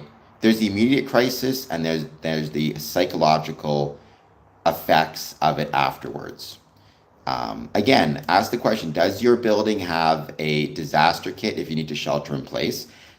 Does your building have a sufficient first aid kit to deal not with just immediate trauma, but with long-term trauma or more severe trauma? And do your lodge brethren have potentially psychological first aid training to help brothers during these challenging times or during challenging times? Yes, this is a Neanderthal. Please hit like and subscribe. I'd be truly appreciative. I hope what I said made sense. And we are one subscriber away from 3,850. Help a brother out. 50 normal people. JIY, I would choose 50 normal people. Because my obligation, I'm a member of the community and a citizen first and a Mason second. If it was 50 Freemasons versus 10 regular people, I would choose the 50 Freemasons. I think we have a responsibility to minimize harm to our communities. And all of those 10 Masons should understand and expect me to do that. Smolder, I'm Canadian, born and raised in Winnipeg, currently live in Windsor. I think Canada is the greatest country in the world, in part because we have the greatest neighbors in the world, but I still love Canada.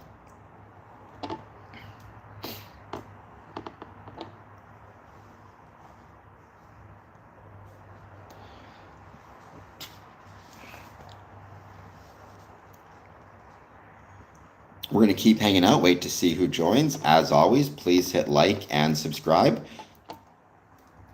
I would be truly grateful.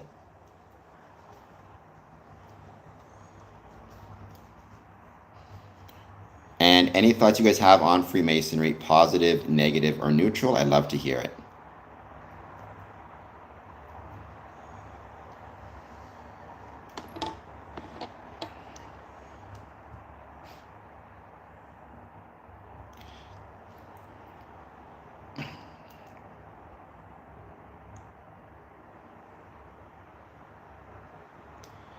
He was not a Freemason. Jeffrey Epstein was not a Freemason.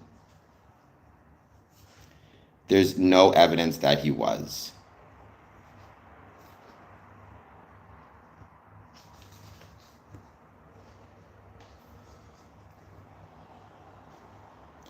Those rumors are baloney. Those rumors are coming from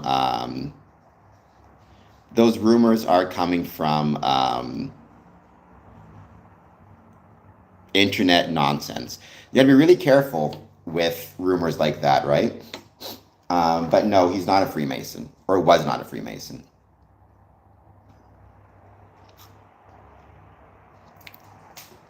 I've talked about why conspiracy theories exist. In my opinion, primarily they exist because human beings who are struggling look for some type of conspiracy to either take their mind off of it or as a enemy they can fight against, because it's easier to fight against this thing called Freemasonry as a conspiracy than it is to actually deal with problems in your own life. If you're struggling emotionally, psychologically, with substance use, if your life is falling apart or seems to be falling apart, it's a lot easier in those times to turn around and say,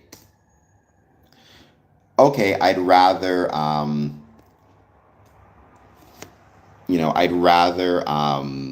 go online and spread a whole bunch of rumors about Freemasonry on internet and on X than actually taking the time to care about Freemasonry, to care about your own life and focus on it. You develop a codependent relationship with Freemasonry and with the conspiracies around Freemasonry, or with conspiracies in general. It's not on the U.S. money. So the symbol to which you're referring is called the all-seeing eye. It was also very often called the Eye of Ra. The reason that it exists and the reason that it is on that symbol is because it was a very common, or Eye of Providence. It was a very common symbol at the time, not just within Freemasonry. And if you think about it, the lesson of it, whether it's Masonic or otherwise, the idea that someone's always watching, it's a pretty valuable symbol, right? When I say somebody, I don't mean Big Brother. I mean your conscience, your supreme being, God, pick your term. So you can try to get away with stuff and think nobody saw you, but somebody saw you. If nothing else, your conscience saw you. Serious? That is absolutely the case. That is what conspiracy is. If you ever wanted to kind of learn more about it, check out this movie called Bug, B-U-G, from 2006.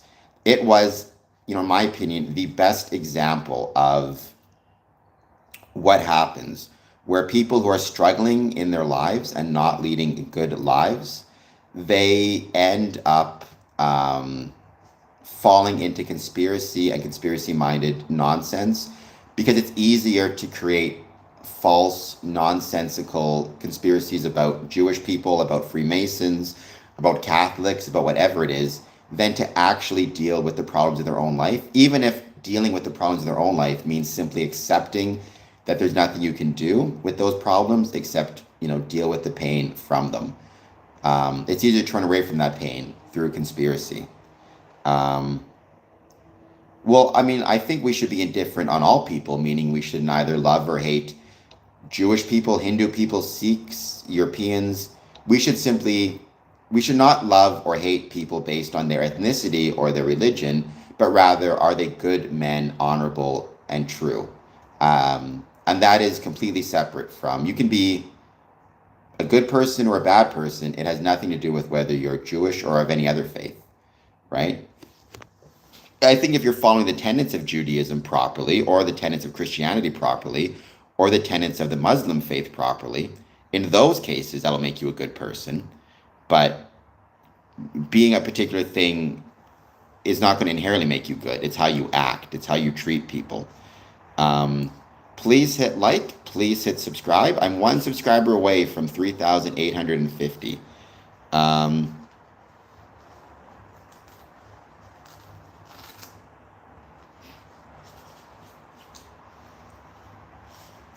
Please don't say what light free. Jesus Christ. Again, Rainy Girl, this is a channel about Freemasonry. There are many Freemasons who are Christian and who would absolutely agree with you. I'm not Christian myself per se, but I have great respect for all faiths, including the Christian faith. So long as it's used appropriately and properly and not used to harm others.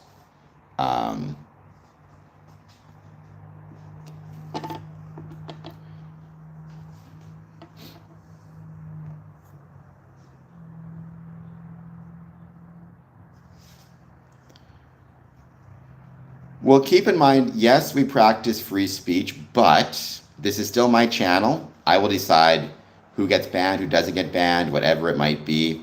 YouTube is, my page, my rules, if you will.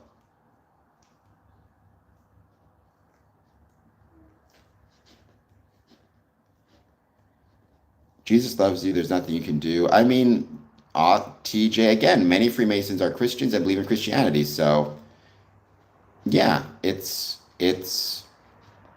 I would say, again, this channel is not meant to kind of discuss or debate different religious beliefs, but there are many Christian Freemasons. I'm not a messiah of any channel. Let's keep that in mind. All the world's a stage, as they say, Sirius 8208. All the world is a stage. There's no doubt about that.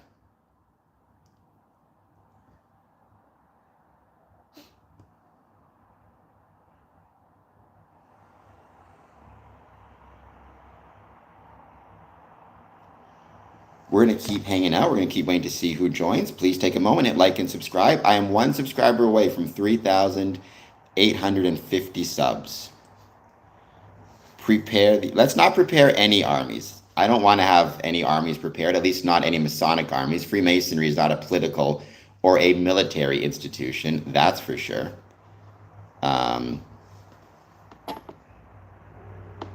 My favorite flavor of ice cream. That's a great question. Rocky Road. Some people liked what I said, some people didn't. If I get a hard time, so be it. I've learned you should never be afraid. Why? Because God loves Freemasons and handsome people, and I'm both. So why would I be afraid of anything? Just live your life, do your best.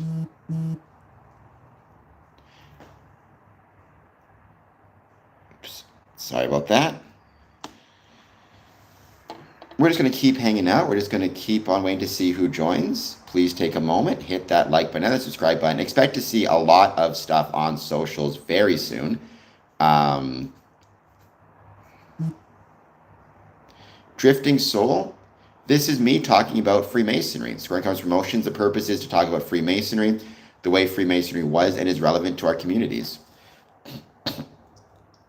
I hope you'll take a moment to hit like and subscribe. Let me know if you have any thoughts on Freemasonry. Let me know if you have a favorite piece of Masonic art, because today is World Art Day.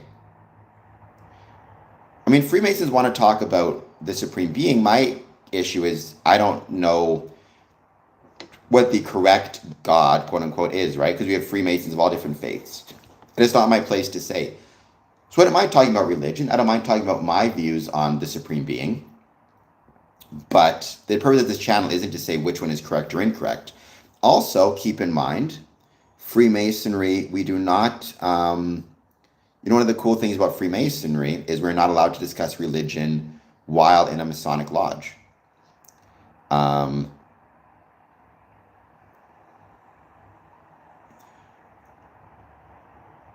So we're not a deistic movement because we're not a religion.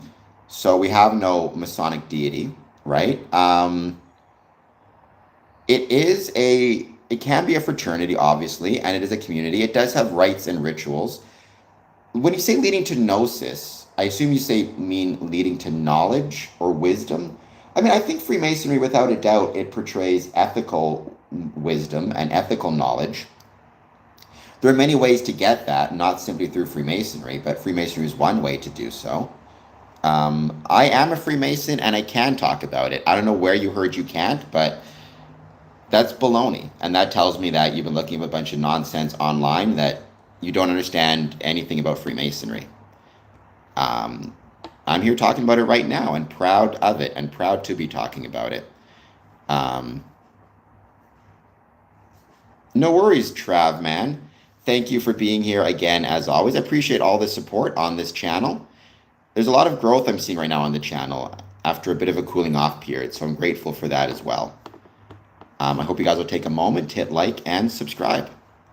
Also, check out my other channels. So, drifting, nobody should be trying to get you to join Freemasonry. That's not what it's about. I'm not a big fan of this idea of trying to get anybody to join. Rather, within Freemasonry, what it should be about is showing what we are, showing why we love Freemasonry, and allowing people to decide for themselves if they want to join. I don't know what a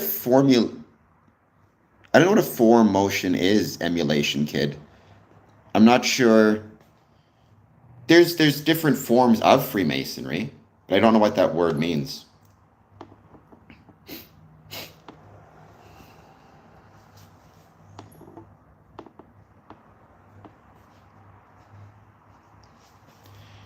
Oh, I mean, sure, there's different forum sites for Freemasonry. I mean, I guess in some ways you could consider this.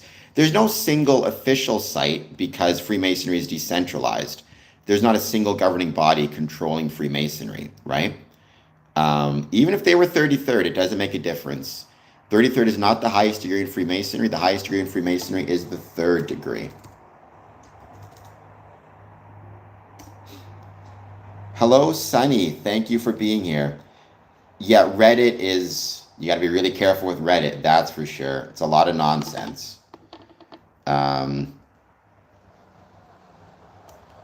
It's a lot of nonsense. But Sunny, how's it going? I mean, I'm on Reddit. I don't do a ton of stuff on Reddit, but I am on Reddit. Okay, you need to recognize, because I always say this because a lot of people, Drifting Soul, get it twisted. The 33rd is not the highest degree in Freemasonry, it's the 3rd degree. But again, whether the 33rd or whatever they are, they shouldn't be trying to get you to join. They should just say, I'm a Freemason, I love Freemasonry. If you want to check it out, great. If you don't, that's okay too. Either is fine. Well, I mean, they don't necessarily need anything from you. Well, I mean, I'm trying to think of how to describe it. Look, Freemasonry needs your presence. If you're going to join Freemasonry, you need to provide your presence to Freemasonry. Otherwise, it's really harmful. So you need to be showing up, right? That's what Freemasonry wants and needs, is your presence. If you're not going to be there to support the lodge is not going to make it. That's just true. Emulation, there's no worries. And I love that you say when you're ready. The worst thing you can do is apply to Freemasonry too early and then end up finding out you weren't ready and having to walk away. That is one of the worst things you can do within Freemasonry.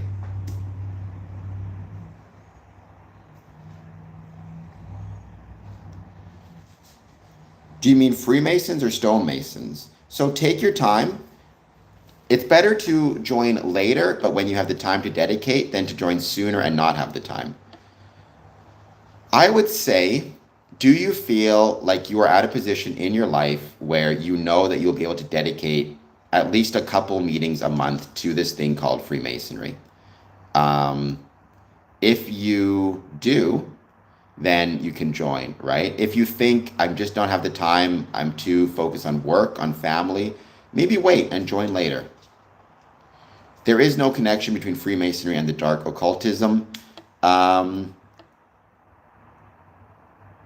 Unfortunately, there's a lot of conspiracy theories. When you Google something like that, you're going to see a lot of nonsense. Freemasons are not going to the dark side. Freemasonry, it's all about the force, the light side. The best thing about Freemasonry is the opportunity to try to build a better world through the application of brotherly love, relief, and truth. There is no Masonic Lodge, light free, I just saw this, that has a doorway to Narnia, but that'd be really cool. So drifting, I never give specifics about the rituals. There's initiation, a fellowcraft, and a raising. You're going through the first 3 degrees, and then there's appendant bodies, as well as a initiation that is, or installation for new officers.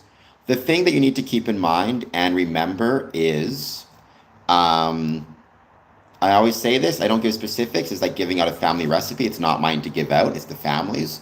There's nothing in any ritual that is illegal, immoral, or against one's civic, religious, or familial responsibilities. I'm a little bit hungry. I skipped lunch, or I had a late breakfast, I guess. So I could go for food as well. Maybe I love it very much. Who knows? I don't know. But I do like talking about it. No, they don't do that. Hello, Moose Meat. I have not, but thank you for being here. Maybe there is a handshake, maybe there's not. You got to join Freemasonry to find out. I'm not going to say. Again, what mode these are called modes of recognition. The purpose of them is to really maintain traditions. Many Freemasons talk about it. I'm not the only, that's for sure. There are a ton of Masonic people talking about Freemasonry online. So I don't really, I mean, I would say it's not like a contract in that it's not really legally enforceable. So like I can say whatever I want. They're just things I choose not to say. So maybe more like a covenant agreement. It's more like just a promise, which you can choose to keep or not. And you can decide, very many Masons try to decide the limits of those contracts.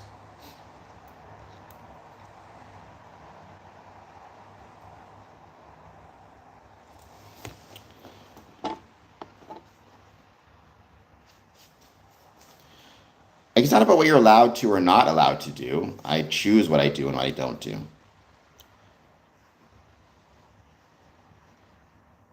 Sure, by all means, Moose Meat. Check, provide suggest the place.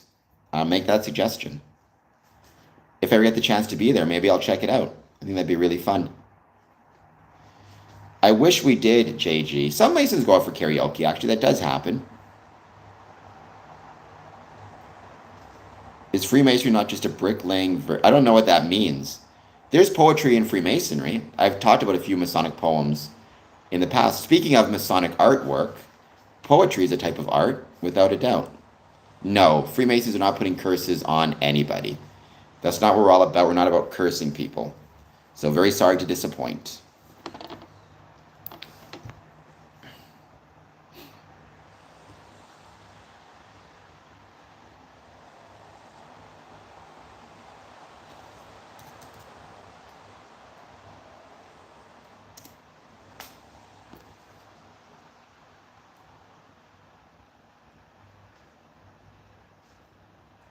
No, curses are impossible. I don't believe in curses.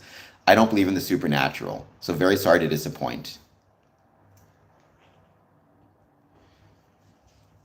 We're going to keep hanging out. We're going to wait to see who joins. Please take a moment, hit the like button and the subscribe button. The Living Prayer Museum in Winnipeg, Manitoba is tied to sacred sites. I would love to check those places out. Maybe when I get back to Winnipeg, I'll check it out for sure. It'd be really fun to check out. I mean, Drifting Soul, I would say Freemasons, again, they reflect the communities in which they're located. If you live in a community that's very white collar and most of the people are lawyers, doctors, whatever it might be, most of the lodge members will be the same, right? They reflect the economic makeup of and the socio-political makeup of the communities in which they're located.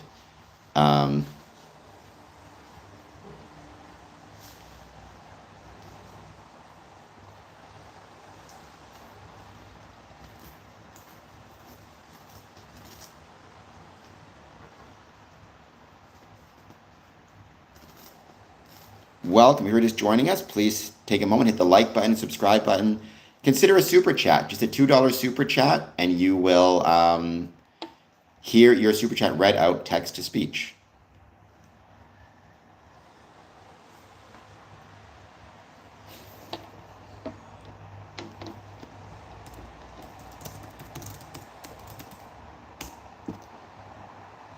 I don't disagree. We've had a lot of steak nights in Freemasonry, and they're awesome.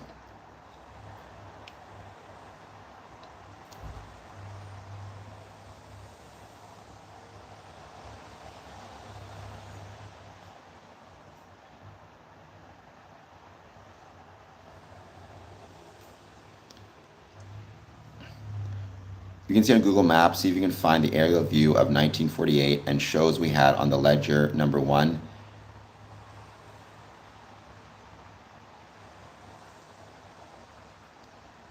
I mean, there's not really any cloaks in Freemasonry. I don't really know what that means.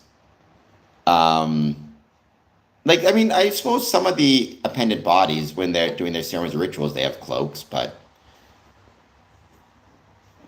I don't drink anything. You don't have to drink to be a Freemason, despite what some people think. This argument I've heard before. Right, where there's this idea that Freemasons are all drinking. Some Masonic lodges are dry and have no alcohol in their buildings at all. It depends on the jurisdiction and what the rules are.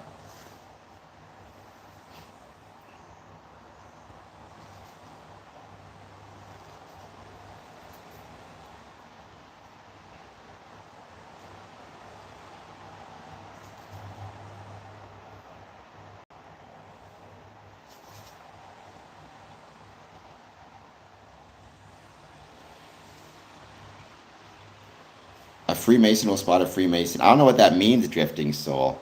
I'd like to think that we as Freemasons maybe have a sense of who around us are also Freemasons, but you want to be really careful about that. The one way to know for sure is a dues card that's current and up to date. Thank you, Tom Gallows. I'll take it because most people say I look ugly. So if you think I look like Matt Damon, I will take it and I will appreciate it. Because most people say I'm ugly on this stream. No, we do not, JG, but it'd be cool to have. Once again, I hope everybody's doing well.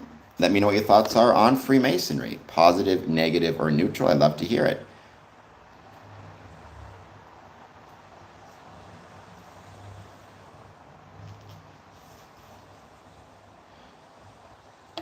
I don't know what that would mean. I've never heard that expression before.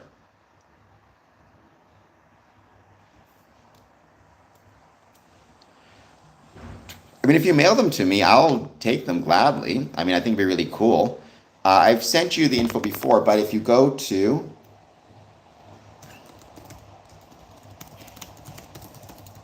squareandcompass.ca, you're going to find the info there.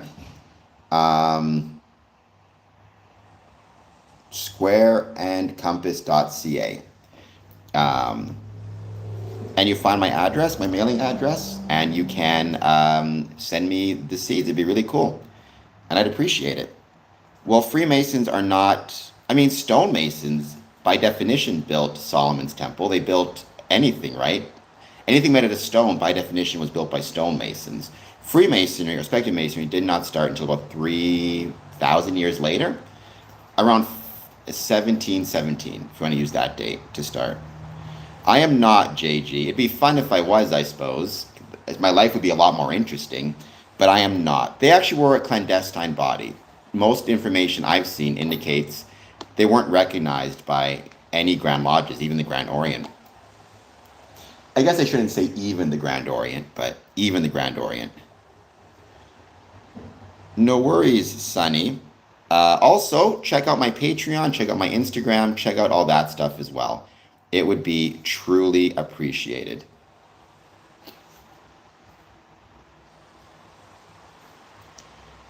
Well, I think for better. I don't think there's any question that the impact of Freemasons on the world has resulted in a better world. That's why I get so passionate and angry about what I see when Freemasonry is declining and Freemasonry is falling apart in many places is if Freemasonry goes away, its ability to impact the world positively goes away as well. Um, so Freemasonry is like, I don't know what Freemasonry is in America. It's in Canada. It's in Mexico. It's in Asia. It's in like China, Russia, Hong Kong, Macau, England, France. Like it's everywhere. Its origins are in Great Britain, particularly Scotland and England. So it was born in Scotland, probably in 1634 is most likely when it was first developed and first born. Some people will quibble with those dates. I've heard people push it as far back as the 1500s. I think 1634 Scotland is the best date. That's my address. That's my mailing address. So you send it to Square and Compass Promotions, care of that address. And that's where you send any mail to me. So just Square and Compass Promotions, care of. And that's my mailing address. So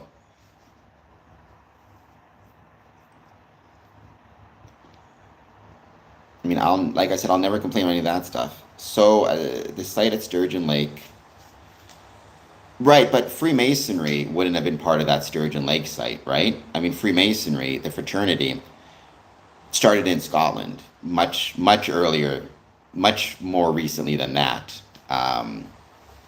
Again, 1634, I think, is the earliest date we can go with. Maybe. I mean, I don't know, light free. Like, I'm hesitant about this idea because, on the one hand, when you say, like, as a Masonic politician, it's easier to deal with other Masons, it's like maybe that might be true. But the danger of that is people start to think that, oh, all the politicians are part of this Masonic club, which I don't like that at all, because we're not. But who knows? I told this story before. I was watching that movie, A House of Dynamite, on Netflix, and at one point, these two political appointees are talking to one another, and they're trying to avert a nuclear Armageddon. And the American says to the Russian, he says, if we get this wrong, nobody's alive tomorrow. Because if they get it wrong, everybody launches their nukes and everybody gets hurt. Everybody dies, basically, of nuclear war. And it got me thinking, if both of them had been Freemasons and knew each other were Freemasons, would that have maybe made communication a little bit easier? I don't know. I think it's an interesting question. Yes, just make sure it's sent care of. So Square and Compass Promotions, care of Windsor Masonic Temple.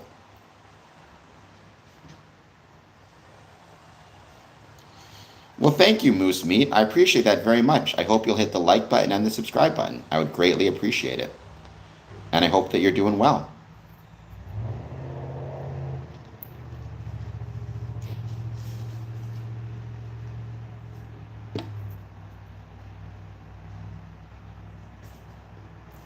Oh, so send it to Square and Compass Promotions, care of, like C-O, Masonic Temple, and then the address.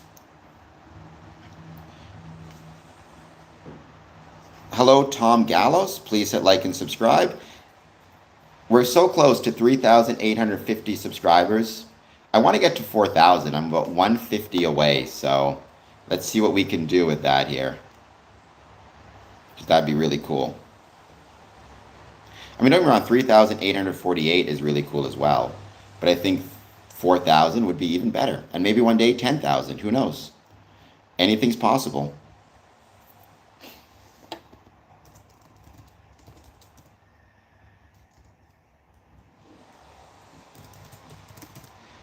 Thank you, Sunny. I appreciate that. Now I am, I guess, 1 away. So we're almost there.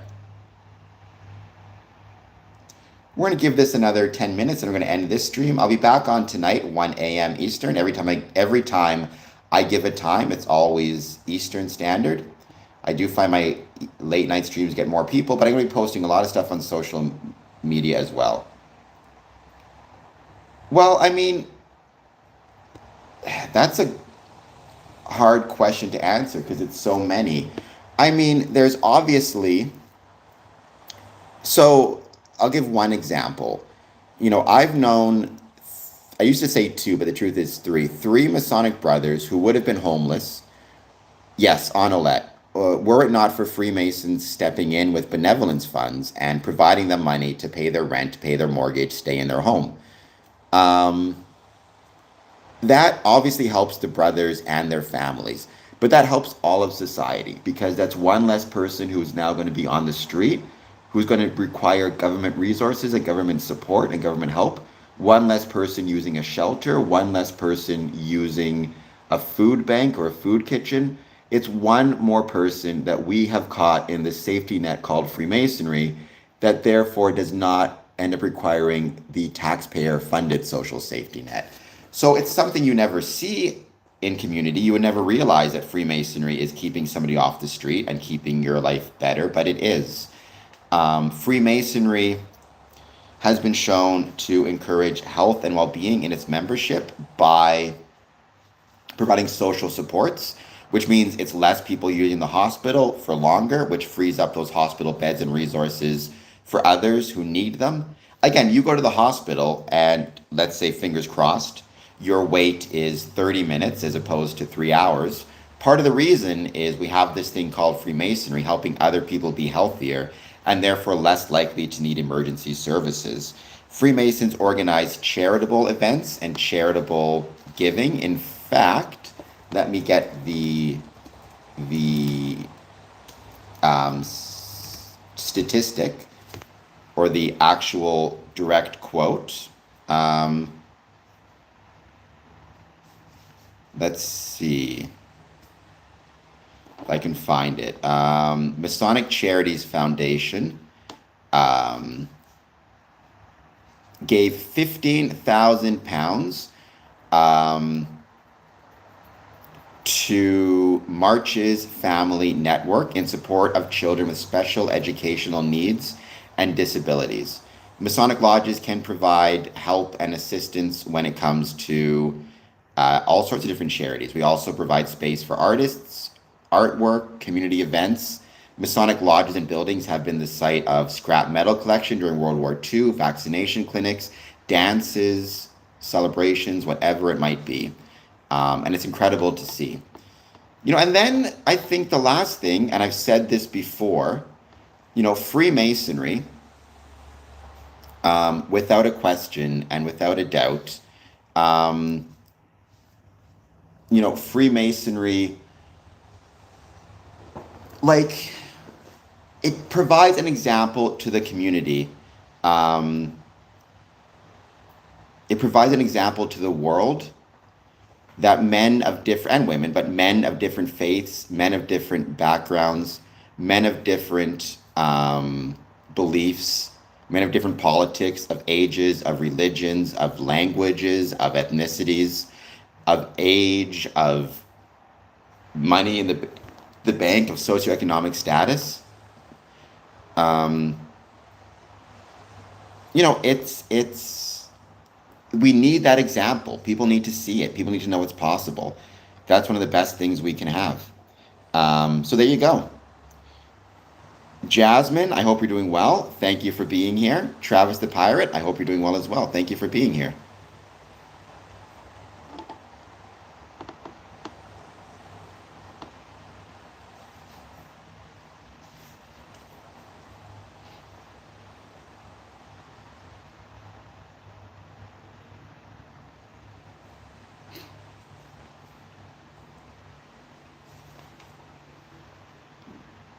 Thank you, Trav, man. I appreciate that. That's very kind of you. I hope you'll hit that like button if you've not done so. And if you're enjoying my work, I hope you'll consider supporting it through, I hope you'll consider supporting it through, perhaps, amongst other things, super chats, sharing the stream, follow me on social media. I have a lot of social media channels, and I would be grateful.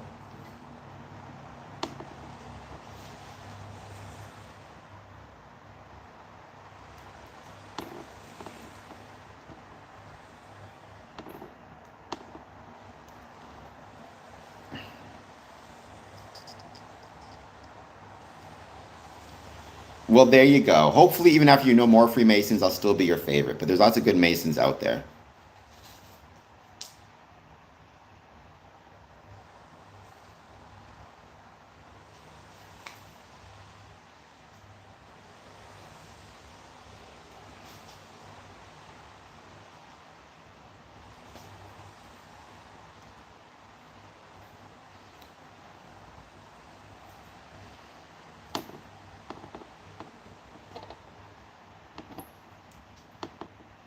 We're going to give this another 10 minutes, then we'll be ending the stream.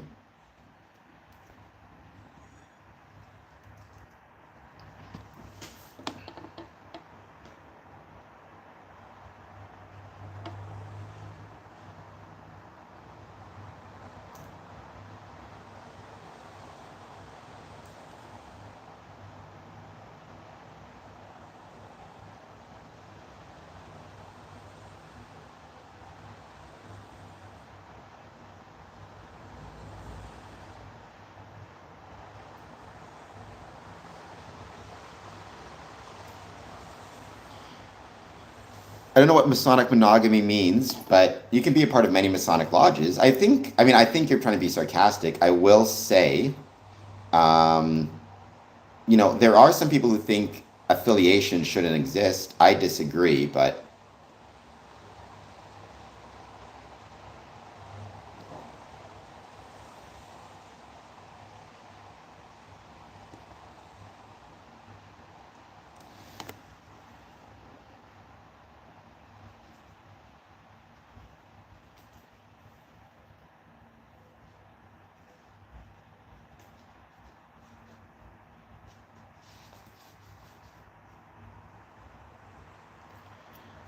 I would love to check it out. I think affiliation can be one of the greatest things you can do within Freemasonry. So, absolutely. I'm not a fan of Masonic monogamy in that sense. Looks like we got a nice storm happening again. It's been a rainy day the last few days. We're going to be ending this stream shortly, but as always, please take a moment to hit like, to hit subscribe, and I'm grateful that you all are here. Thank you.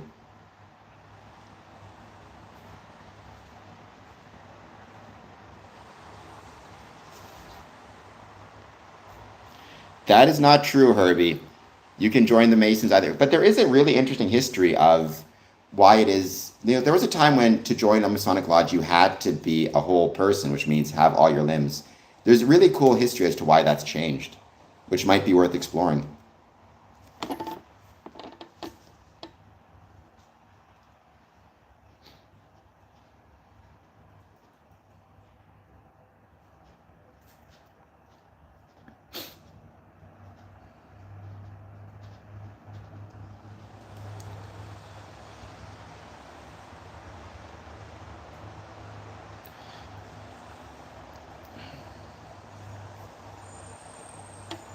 I didn't change it. It was changed in the 1920s. It was changed way before I came on the scene. Right? I couldn't have changed it because I would have been on the outside.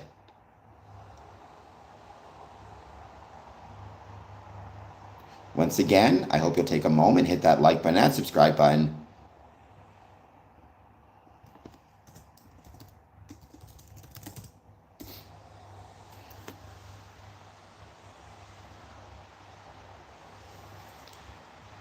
And I'll be back on at 1 a.m. Don't forget, it is World Art Day. Share with me your favorite Masonic artwork. I'd love to hear it.